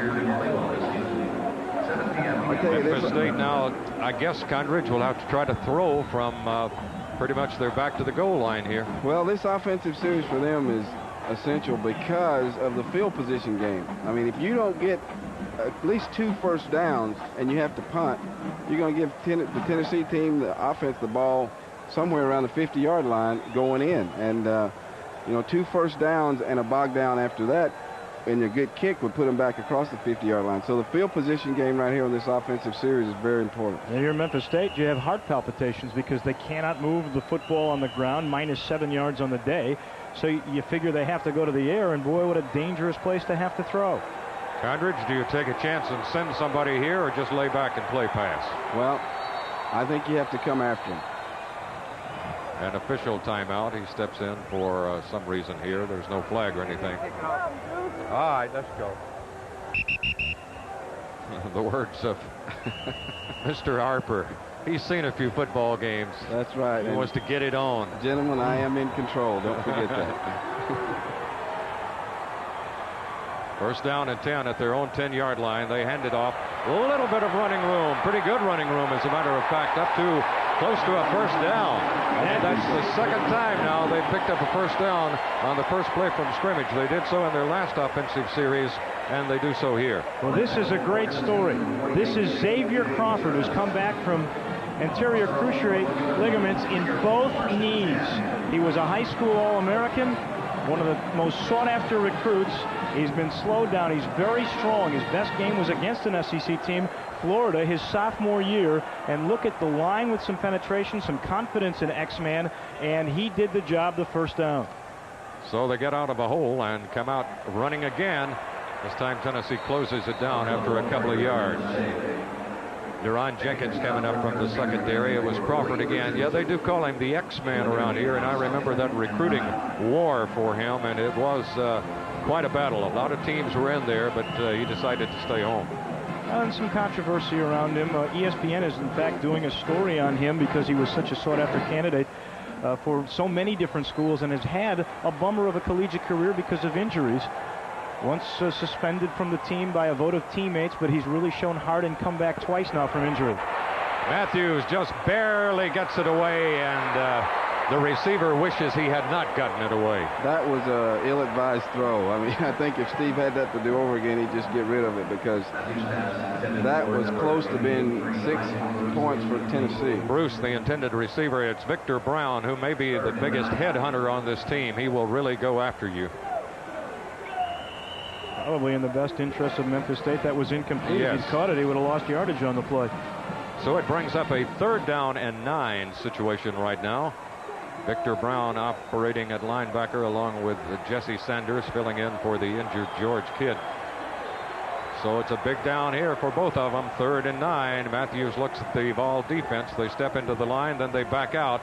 Now the pressure is on him. Down he goes. Shane Bonham. Big number 92, who's having a whale of a football game for Tennessee, Shane Bonham. That's the third time in this game that Matthews has been sacked, I should say, in this half. And it seems on crucial plays that this has been the story. Couldn't find anybody, and wisely, instead of putting it up for grabs, which an immature quarterback might have done, he did get rid of it. Look at Shane Bonham having just a great game today. That's his second sack, and he's also been in on several hurries today as well. Here's the punt away. Tennessee should wind up in pretty good field position here. Summers spins off of one man, tries to get to the corner and did, but couldn't turn it upfield. Did a nice job of getting away from one man, though. So Tennessee will take over now in fairly decent field position with 11:22 to go in the ball game, and the Volunteers on top here in Memphis by a score of 20-14. What time is it? Time to reel off NBA action. A four-star basketball show with a jammin' lineup. For the history buff, a stroll down memory lane. For the inquiring mind, the up-close and personal. I'm a bad dog. And for you basketball aficionados, start counting the plays. Here's Gordon. Oh, yeah! All in NBA action. Wednesday nights on Sports South. Meet Kevin Jones, age 7. If he doesn't start reading now, he may never get off this step. Get him booked. Gail Robbins, age 13. Without reading, how will she ever become a Hollywood star? Get her booked. Reading is fundamental to getting kids from where they are to a better place in life. That's why there's RIF, the national organization that's getting kids to read right now. Get them booked now for the future. Learn more about Reading is Fundamental. Beautiful day here in Memphis, Tennessee. A crowd enjoying a very exciting football game. Vols up by only 6. Here's the handoff in the middle. And a little bit of running room as Tennessee crosses into Memphis State territory to about the 48-yard line. Tempers flare for just a second. I'm going to say a little extracurricular activity, and really the first time we've seen that today. There have been some mistakes, but it's been, for the most part, a pretty well-played game other than the mental errors with the penalties. That was James Stewart, who's operating one of Tennessee's 3 tailbacks. So he is in the football game. He scored a touchdown up and over earlier in this ball game. Schuler sends a couple of receivers out to the left. Bakes wants to run the reverse. Nothing. Memphis State waiting for that huge loss. Nilo Sylvan, perhaps the fastest man on the Volunteer squad, but Memphis State was just as fast in reacting defensively that time, and they were all over that one. Big, big play for State. Memphis State's defense seems to come to play in the second half. They shut out Ole Miss last week. Only 3 points so far in the second half for Tennessee, and Danton Bartow stayed home, saw the reverse, wasn't fooled, came in and led a charge. So it brings up a huge 3rd down and 15 to go for Tennessee now with the ball at their own 45-yard line. Schuler will want to throw. He's got time, and he fires. It is complete. Beautiful play to Corey Fleming. That's a big league catch. Great throw. It was thrown at a position exactly where you have to throw it. You want to keep that ball low. See, with that ball being low, Corey Fleming has a chance to catch it, get on the ground. If that ball's waist high, he catches it, and you might see what we call a decleater, because he would have got hit right in the chops and probably would have coughed it up. But that was a perfect throw and catch. Good execution.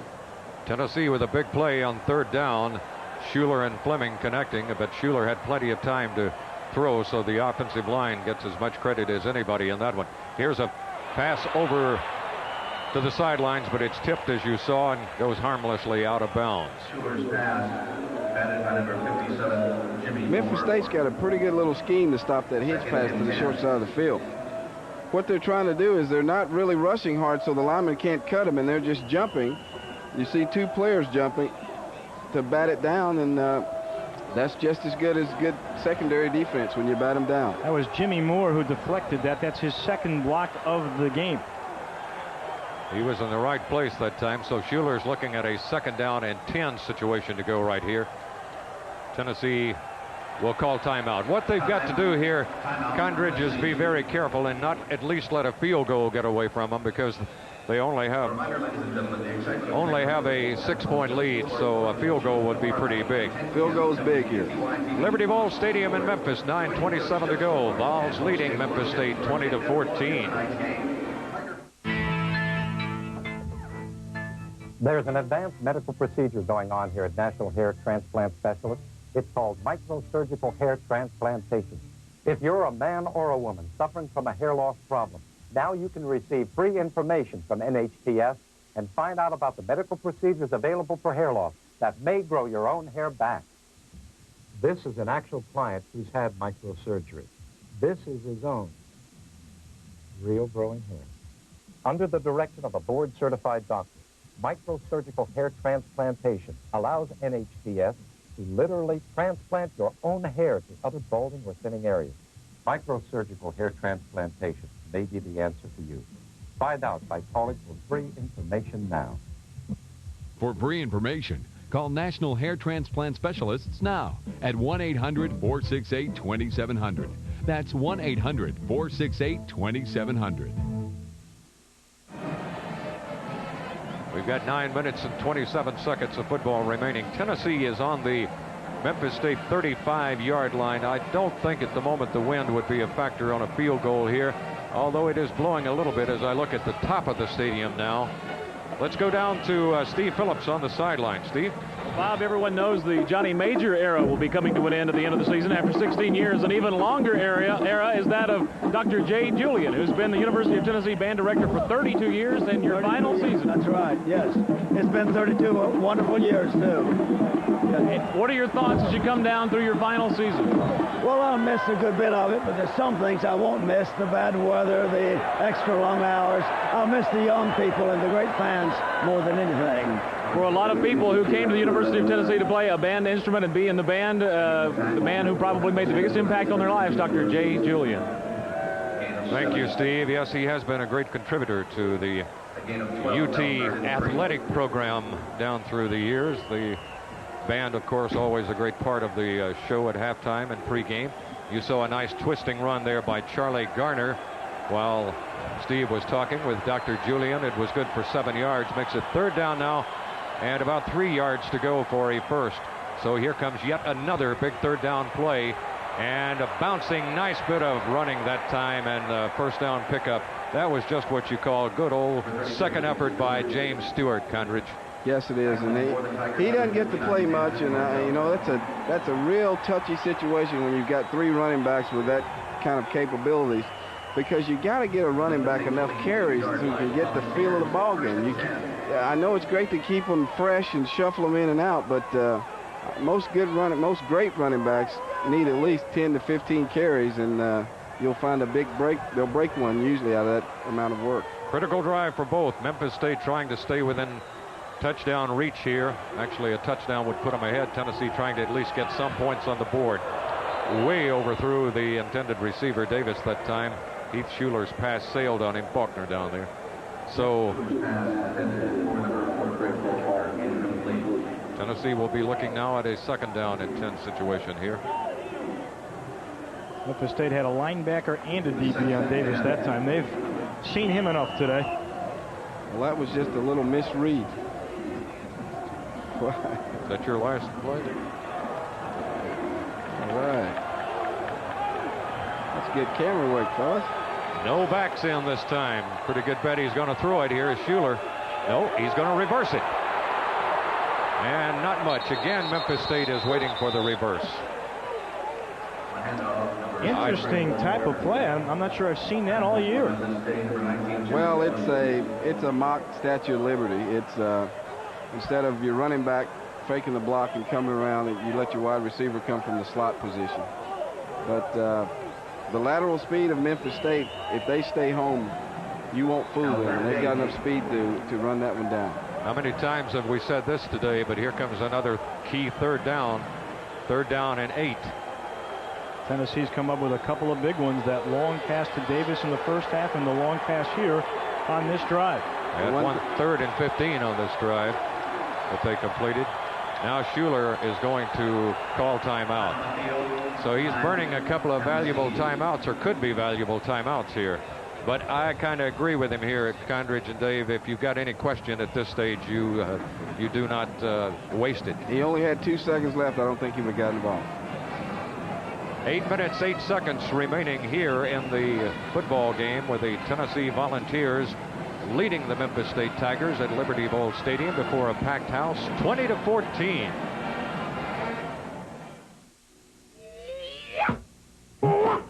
The legendary Ginsu knife, the sharpest offer on television. But now there's Ginsu World Class, the finest knife in the world. Finer than our German knives? Yes, even finer than our own classic Ginsu. The high-carbon stainless steel blade has incredible strength. Even with abuse like this, it still never needs sharpening. Nothing cuts it like the Ginsu World Class. It's as simple as that. Even with its unique triple ground curved blade, it's yours for only $29.95. Complete with this double guarantee. Plus, these steak knives and accessory knives free. Order yours now. For rush delivery, call 1-800-533-1400. That's 1-800-533-1400 to order your set of Ginsu World Class. Call now, 1-800-533-1400. Liberty Bowl Stadium, it's the hope of a lot of people around this part of the country that someday NFL football will be played here. And if we ever have expansion, I think Memphis is certainly one of the top 4 or 5 cities that would be considered. But well, they are, Bob, one of the 5 finalists for 2 spots. That, by the way, was the last timeout Tennessee has. Here's Schuler. Let's see what the coach has cooked up during the timeout. He's rolling to his right. He's throwing. It's not going to be a first down, but it's going to have a flag drop right in the middle of it. It might be a face mask. If that's the case, it will be a first down. It would move it past the marker for a first down. Memphis State Tiger jerks his helmet off in disgust down there, so it may be against Memphis State. Here's Jimmy Harper. 5 yards, face mask, defensive safety. It is a first down. Critical mistake for Memphis State. Let's take a good look at it. This is a run-pass option, and what happens with the receivers, once they go downfield, if their defender passes them, they hook up right behind him. So that means if they're going to tackle Heath Schuler, the quarterback, he dumps it off to the receiver. If they stay down in the pass coverage, Heath Schuler runs the ball.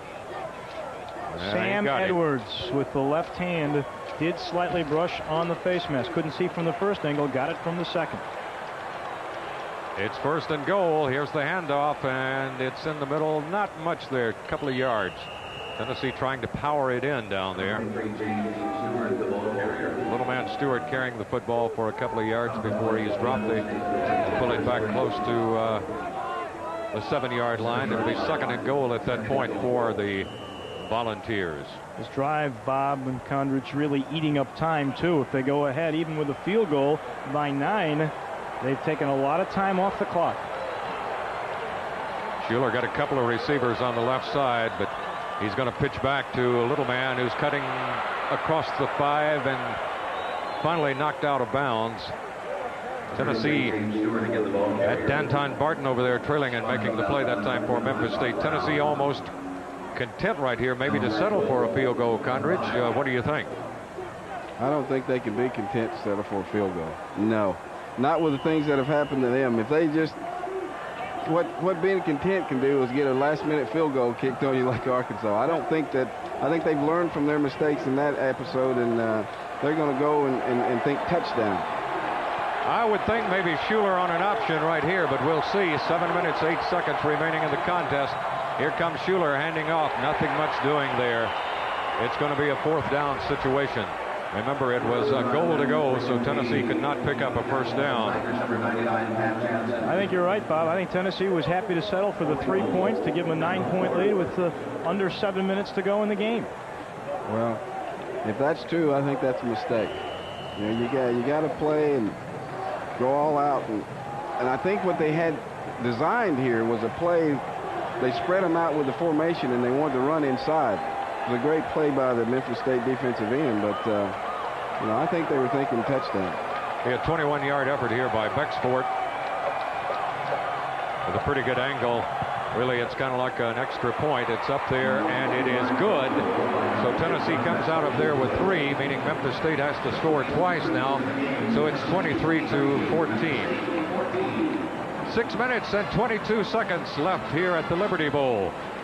Memphis State and Tennessee hang on for the final. It should be a final good 6 minutes right after this. Not long ago, the fellas over at the country club gave Ed Hensel a little party. You see, in over 40 years, Ed never missed a day at the club. Every afternoon, just after 3, like clockwork, there's Ed. Ed! A banker by trade, Ed is a master at knowing just how to fill all that leisure time. Unfortunately, banker's hours may not be your hours when buying a car. So finance your new vehicle with GMAC right at your GM dealership. Nobody knows more about auto financing and leasing. And we don't keep banker's hours. Wednesday night, live, Clash of the Champions.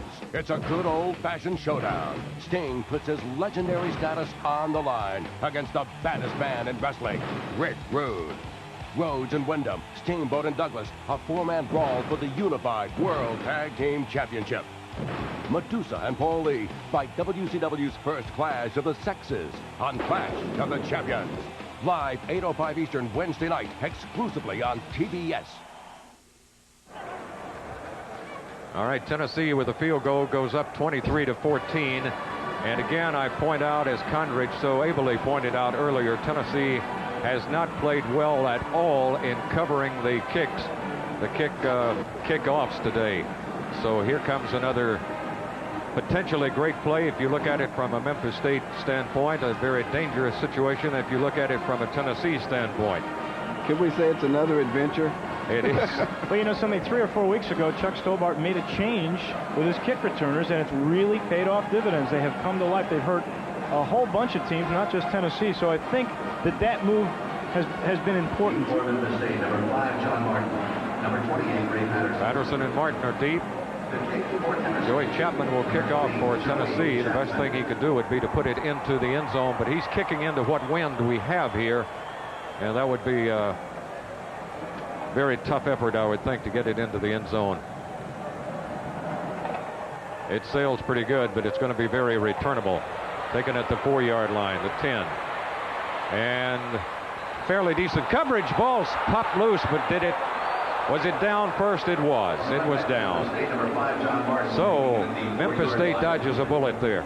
Taking the tackle for Tennessee, number 16, Victor Brown. 13 plays on the last scoring drive for Tennessee, covering 47 yards. Culmination, 21-yard field goal by John Bexford. It took 5 minutes off the clock. As Dave pointed out, they were using a lot of clock there. You look at that graphic, Bob Condridge, it's amazing. Memphis State only 9 yards, averaging 153. 4 running backs from Tennessee have more yardage than that. That's outstanding Tennessee defense. Matthews has got to put the ball in the air, and he does. It's loose. Let's see if they call it a fumble here or an incomplete pass. Incomplete pass, I think. That scenario goes against everything we talked about earlier. You know, Memphis State is the running team, and they were supposed to challenge the Tennessee tackles. The Tennessee tackles have played better, and scores 23-14. They're throwing the ball, which is something they haven't done. Victor Brown up, ripping the ball loose. And then McCleskey was there in case it was a fumble, but it was an incomplete pass. Matthews now 13 of 17 after that miss. And he goes back again. Tennessee with some semi-pressure. Wide open, though, is the receiver, Copeland. And he's going to be drilled at the 40-yard line, but a nice gain and a first down for the Memphis State Tigers. You know, Copeland had a chance to get out of bounds, tried to get more yardage, stayed in, and so the clock is stopped as they move the chains, but it would have been stopped for longer. And watch the moves by Copeland. You got to respect his speed and look at the timing between he and Matthews.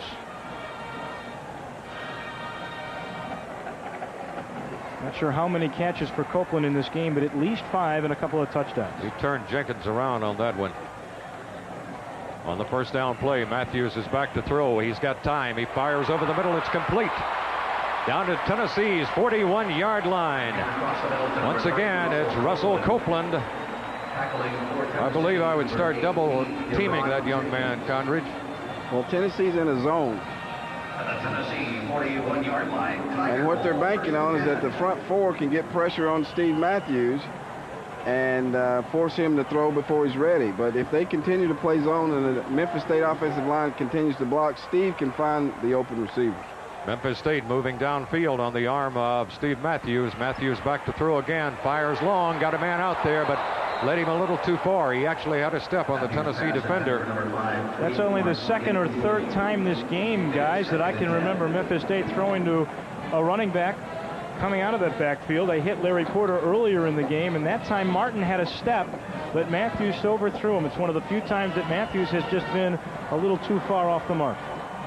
So that brings up a 2nd down and 10 with the ball resting at the Tennessee 41-yard line. Memphis State, no doubt, going to the air now with the clock showing 5:27, getting a little bit critical here. Here's Matthews back again. He's got time. Again, he's got his receiver. He's knocked down after a short gain this time. It was Isaac Bruce, big number 83, who That's the thing caught now. that ball. If you spend too much time looking for Copeland, Isaac Bruce can do the job too, and he is fast enough to break away and make a big play. Good coverage that time as soon as he caught the football, though. We're looking at a 3rd down and 6 situation here for Memphis State, but we're definitely, I would think, in 4-down territory. Here's Matthews. Again, he has time. Again, he fires to Copeland. Again, it's complete. A big 1st down for Russell Copeland. Deron Jenkins made the stop, but not until the 1st down had been picked up inside the 25-yard line. Isaac Bruce was wide open on the left side. They were both open, but you know that Matthews right now just has so much confidence in Copeland. That's 9 catches now for Copeland and 119 yards. That is a true freshman that's working against him. I was going to say, they're picking on the freshman. They found their pigeon. Here's Matthews. Again, he's got time. He fires over the middle. It's complete. Knocked down short of the 20-yard line is John Martin, again coming out of the backfield. And Martin was trying to get outside and maybe out of bounds to stop the clock. At least Memphis State has put themselves into Joey Allison field goal range to cut the gap if this drive goes awry. Look at Martin looking for room outside, just wasn't there. If it comes down to a field goal, you know what's coming after the field goal would be the onside kick.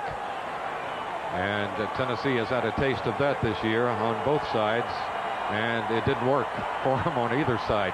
Here's Matthews back to throw, firing over the head of the receiver down inside the 5-yard line. Russell Copeland, a little too tall for him. Pretty well covered that time, though, by Jenkins. Excellent coverage that time on Copeland, who tried to use the sideline as best he could and shield Jenkins, but again, the throw a little off the mark. 3 minutes and 49 seconds. The incomplete pass stops the clock. Tennessee 23, Memphis State 14. Hang on for this one. We're going to the wire. Here's Matthews. Under at quarterback. It's big. 3rd and 6. He's back to throw, and he's got time again. He fires. Complete to Copeland. Touchdown.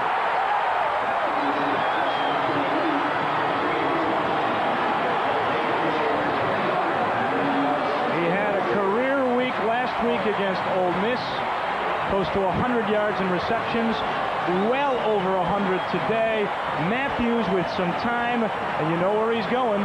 Tennessee knows where he's going, but somehow Copeland finds the seam, gets by Jenkins, has to beat just one man, McCluskey, and Doug. Boy, he smells the end zone. That's his 3rd touchdown today. All right, this will cut it to 2 if it's good, and it is good. It's 23-21 with 3:43 to go. Wow, what a football game here at Liberty Bowl Stadium. The Tennessee Volunteers, the Memphis State Tigers. 3 minutes and 43 seconds of action to go. Take another look. Again, Copeland found that seam in the middle and found the end zone. And guys, with 3 minutes and 43 seconds left to go, as you watch one more time the way Copeland works on Jenkins, do you onside kick here, or do you kick off and let your defense do the job? That's a good question. I believe I would onside kick, but I have no idea what Chuck Stobart has come up with. There's Russell Copeland, who has caught 3 touchdown passes today. I think Tennessee thinks that Memphis State's going to onside kick. Buffalo will be doing the kicking. They bring the two deep men up rather shallow this time. Tennessee does, expecting a short kick, if not an onside kick. He might try to just pooch it over the line. No, he fires away. And it's going to go all the way down to the end zone, and Tennessee will down it there and bring it out to the 20. So 3 minutes and 43 seconds. All the pressure now on the Tennessee offense to try to protect the 2-point lead. Pressure on the Memphis State defense to get the football back. Remember, they've got one of the best field goal kickers in America, and the Tigers with a field goal could win this football game. It'll be up to their defense, which has done a good job against Tennessee in the second half, holding them to just 2 field goals. By the way, Copeland's 3 touchdown receptions ties the school record, the 139 yards in receptions, 3rd most in school history. Crowd really comes alive with this one. Here's the handoff, about 3 yards and a cloud of dust, and that's about it for Charlie Garner. He did cross the 20 up to around the 22 before the Tigers drop him. Should point out, Bob, Memphis State has 2 timeouts left. Tennessee has burned every one they have. And the scoring drive for Memphis State, 9 plays, 76 yards, most of it coming through the air, 2 minutes and 39 seconds, with Copeland going in for the touchdown through the air from Matthews. Tennessee trying to take all the time they can off the clock as they come up to the line of scrimmage. Fumble! Tennessee picked it up, though. Charlie Garner picked it up. That was pretty good presence of mind by Heath Schuler, because that could have been a disaster. He bobbled it, picked it up, then stuck it in the stomach of Charlie Garner. And it brings up a 3rd and 5. If they get a first down, they come pretty close to killing just about all the clock they need here. If not, Memphis State's going to get it back. And they'll get it back in excellent field position. They sure will. Big play. Pitch goes to Garner. Garner cuts it upside to the 29-yard line. He's a yard short of a first down. Tried to cut it up inside. Take a look at him. He's going to stumble here and come up a yard shy. Memphis State closes it down pretty good. And the Tigers will get the football back with 2 minutes and 7 seconds to go in this contest, with one of the best field goal kickers in America on their side. Memphis State, by the way, has blocked 4 punts this year. And Russell Copeland, who has come very close 3 times to breaking off punt returns. I would be surprised if they go for the block here because of the chance you might rough the kicker. And they've still got 2 minutes to go with a good punt returner, as you point out, Dave, and also a hot quarterback and a hot receiver right now. Memphis State last week had their chances to come up with last-second drives to beat Ole Miss, and they came up short. They'll have a chance, though, with the foot of Joe Allison. Number 1 in the nation. You see it. Over 2.5 field goals per game. He had 4 against Ole Miss.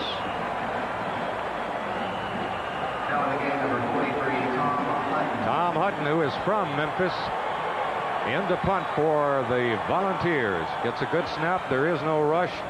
And he gets away a nice high kick, which is fumbled. I think Memphis State. Wait a minute. We'll see. Memphis State has lost it. Oh, my. What a turn of events. The guy who has been the hero with all the catches, the touchdown receptions, coughs it up on the punt return. Scott Gallion came up with it. Well, let's start with the hometown boy from Memphis, who hits his best punt of the day. Maybe of the season. He killed it. It backs up Copeland to the 29, and well, that's rare that he misjudges it like that. Had a chance to try to get it, knocked away from him, and there's Gallion, Johnny on the spot. Scott Gallion, again, we remind you, is a true freshman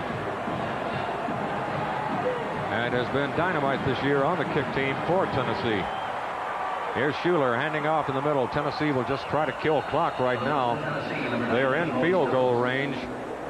But the thing they want to do right now is take some time off the clock, and there's an injury timeout here. Rod Brown is down and hurt, but I think Memphis State burned one of their timeouts anyway, and according to the scoreboard, that's the last one. I thought they had 2 left. Scoreboard says none. What a big play by Hutton.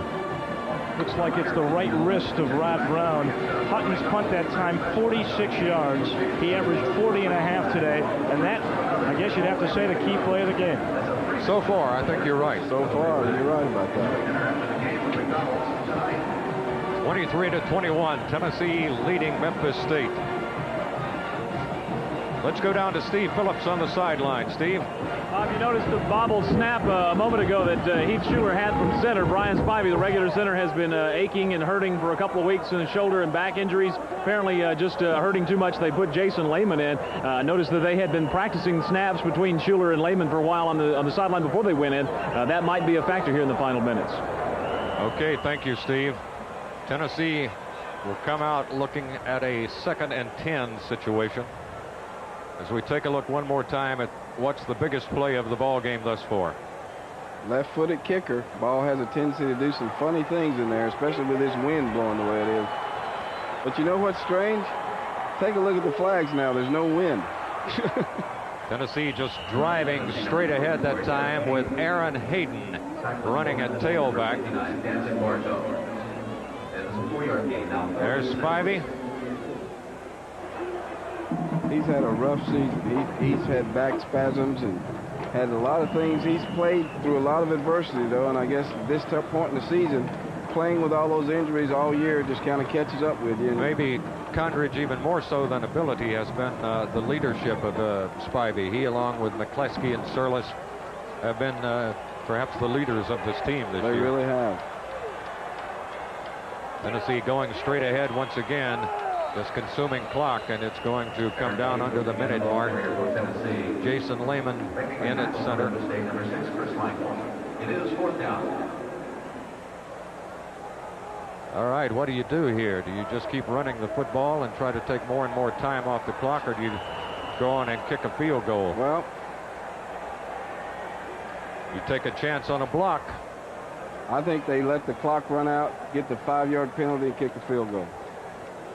I think that's what they're going to do. Or they might get it off. But if not, it's not that big a deal. It's down to 29 seconds. We're talking about the game clock right now.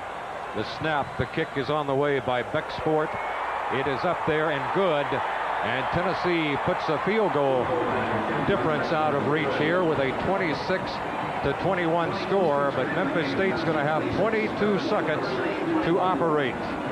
And they do run kickoffs back well. Run them back quite well, and they do have a great pass receiver.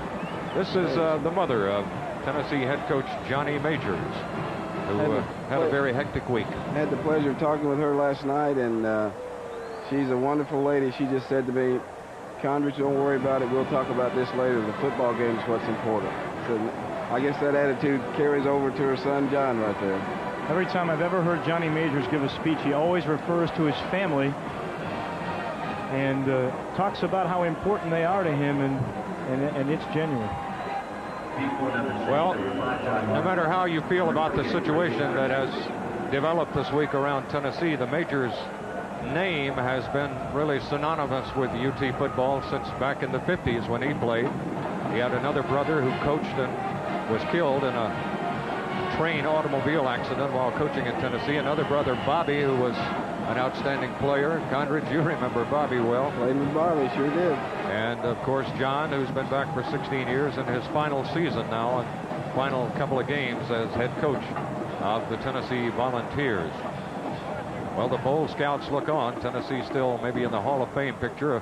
They squib it down, which is the safe thing to do, I guess, in a case like this. And Memphis State's going to pick it up and try to break outside, and there's still some running room, and they're going to be in fairly decent position with 16 seconds to go in the football game. John Martin, who was fighting for his life, but did a nice job of getting the football in good field position for Mr. Matthews and Mr. Copeland to try to hook up here. It's amazing that Memphis State gets the field position out of this squib kick. I think one of the linemen wanted to go down on the ball, and Martin took it away from him and almost made a major big play. There's the injured Tennessee player, and they're looking at an ankle. It's Jesse Sanders. Well, that just about runs them out of linebackers right now. Ladies and gentlemen, a nice round of applause for number 22, Jesse Sanders. You saw Martin take it away. This game is not over, folks. Memphis State will have 2 throws at the end zone. There's 16 ticks left on the clock. Tennessee, of course, got to be careful about pass defense right here. You know, they pass really, interference. They really don't have to go end zone twice. They can get 2 deep corner patterns and accomplish exactly what they want. Matthews hit just as he throws. It was almost intercepted by Ben Talley. Now that's but he a couldn't big hang play. on. Matthews is slow getting up and may not get up. Here comes the pressure. He knows he's got to get it away, and he left himself vulnerable. That hurts. That's his arm. That's one of the toughest things to guard against when you're in a throwing motion. Somebody hits you right in the shoulder. Didn't take much time off the clock. We've still got 11 seconds to go in this football game. Memphis State, desperation time here. You know they're going to be throwing deep. Tennessee knows that. Tennessee trying to get the pressure on. Matthews is back. He was really pressured, and the ball fell incomplete. It was the Tennessee defensive line play charging in that time that caused him. Jane Bonham was one. Steve White was another. There's another Memphis player, Steve White, who is one of 10 volunteers from the Memphis area. Well, I tell you, if they catch that pass, that's going to be interesting, because not only, but I think they had a good chance of maybe scoring. They had everybody in front of him and nobody but the deep secondary. That was very fortunate for the University of Tennessee. 8 seconds remaining in this contest. 26-21. Here's Matthews throwing short. They're going to try that same thing once again. He's got running room. Now they close in on him from behind, and the clock shows no time left. I think the ball came loose anyway. Tennessee has defeated Memphis State. Johnny Majors, after 48 hours of high-intensity controversy, has won this football game as coach of the Volunteers. But boy, it was not easy. I'm telling you, Memphis State fought and scratched right down to the last second and made this, well, really the thriller I think all of us expected that it would be. I think coming in, no one expected any kind of a blowout here, even with the mistakes we had early in this football game. And Tennessee hangs on to win 26-21. Now you could tell right off the bat, Memphis State made the big play, scored 7-0, but Tennessee came right down and set up a field goal to make it 7-3. You sense right then and there this was going to go back and forth, and it sure did. Well, the record now runs to 14-0 against Memphis State. One of these days, that's going to be broken. This was a good chance for them to do it today. But Tennessee playing with some emotion today because of the announcement about Coach Majors. Of course, when they had to, they made a lot of mistakes, Condridge, but when they had to, they came up with some big plays. Well, they did. They made a lot of mental mistakes, which is probably typifies how young they are. They weren't mature enough to handle the whole situation and come out with a mentally tough attitude to the game. They did in retrospect, they handled the physical aspect of it pretty well. I think the key of the game today was the play of the defensive tackles.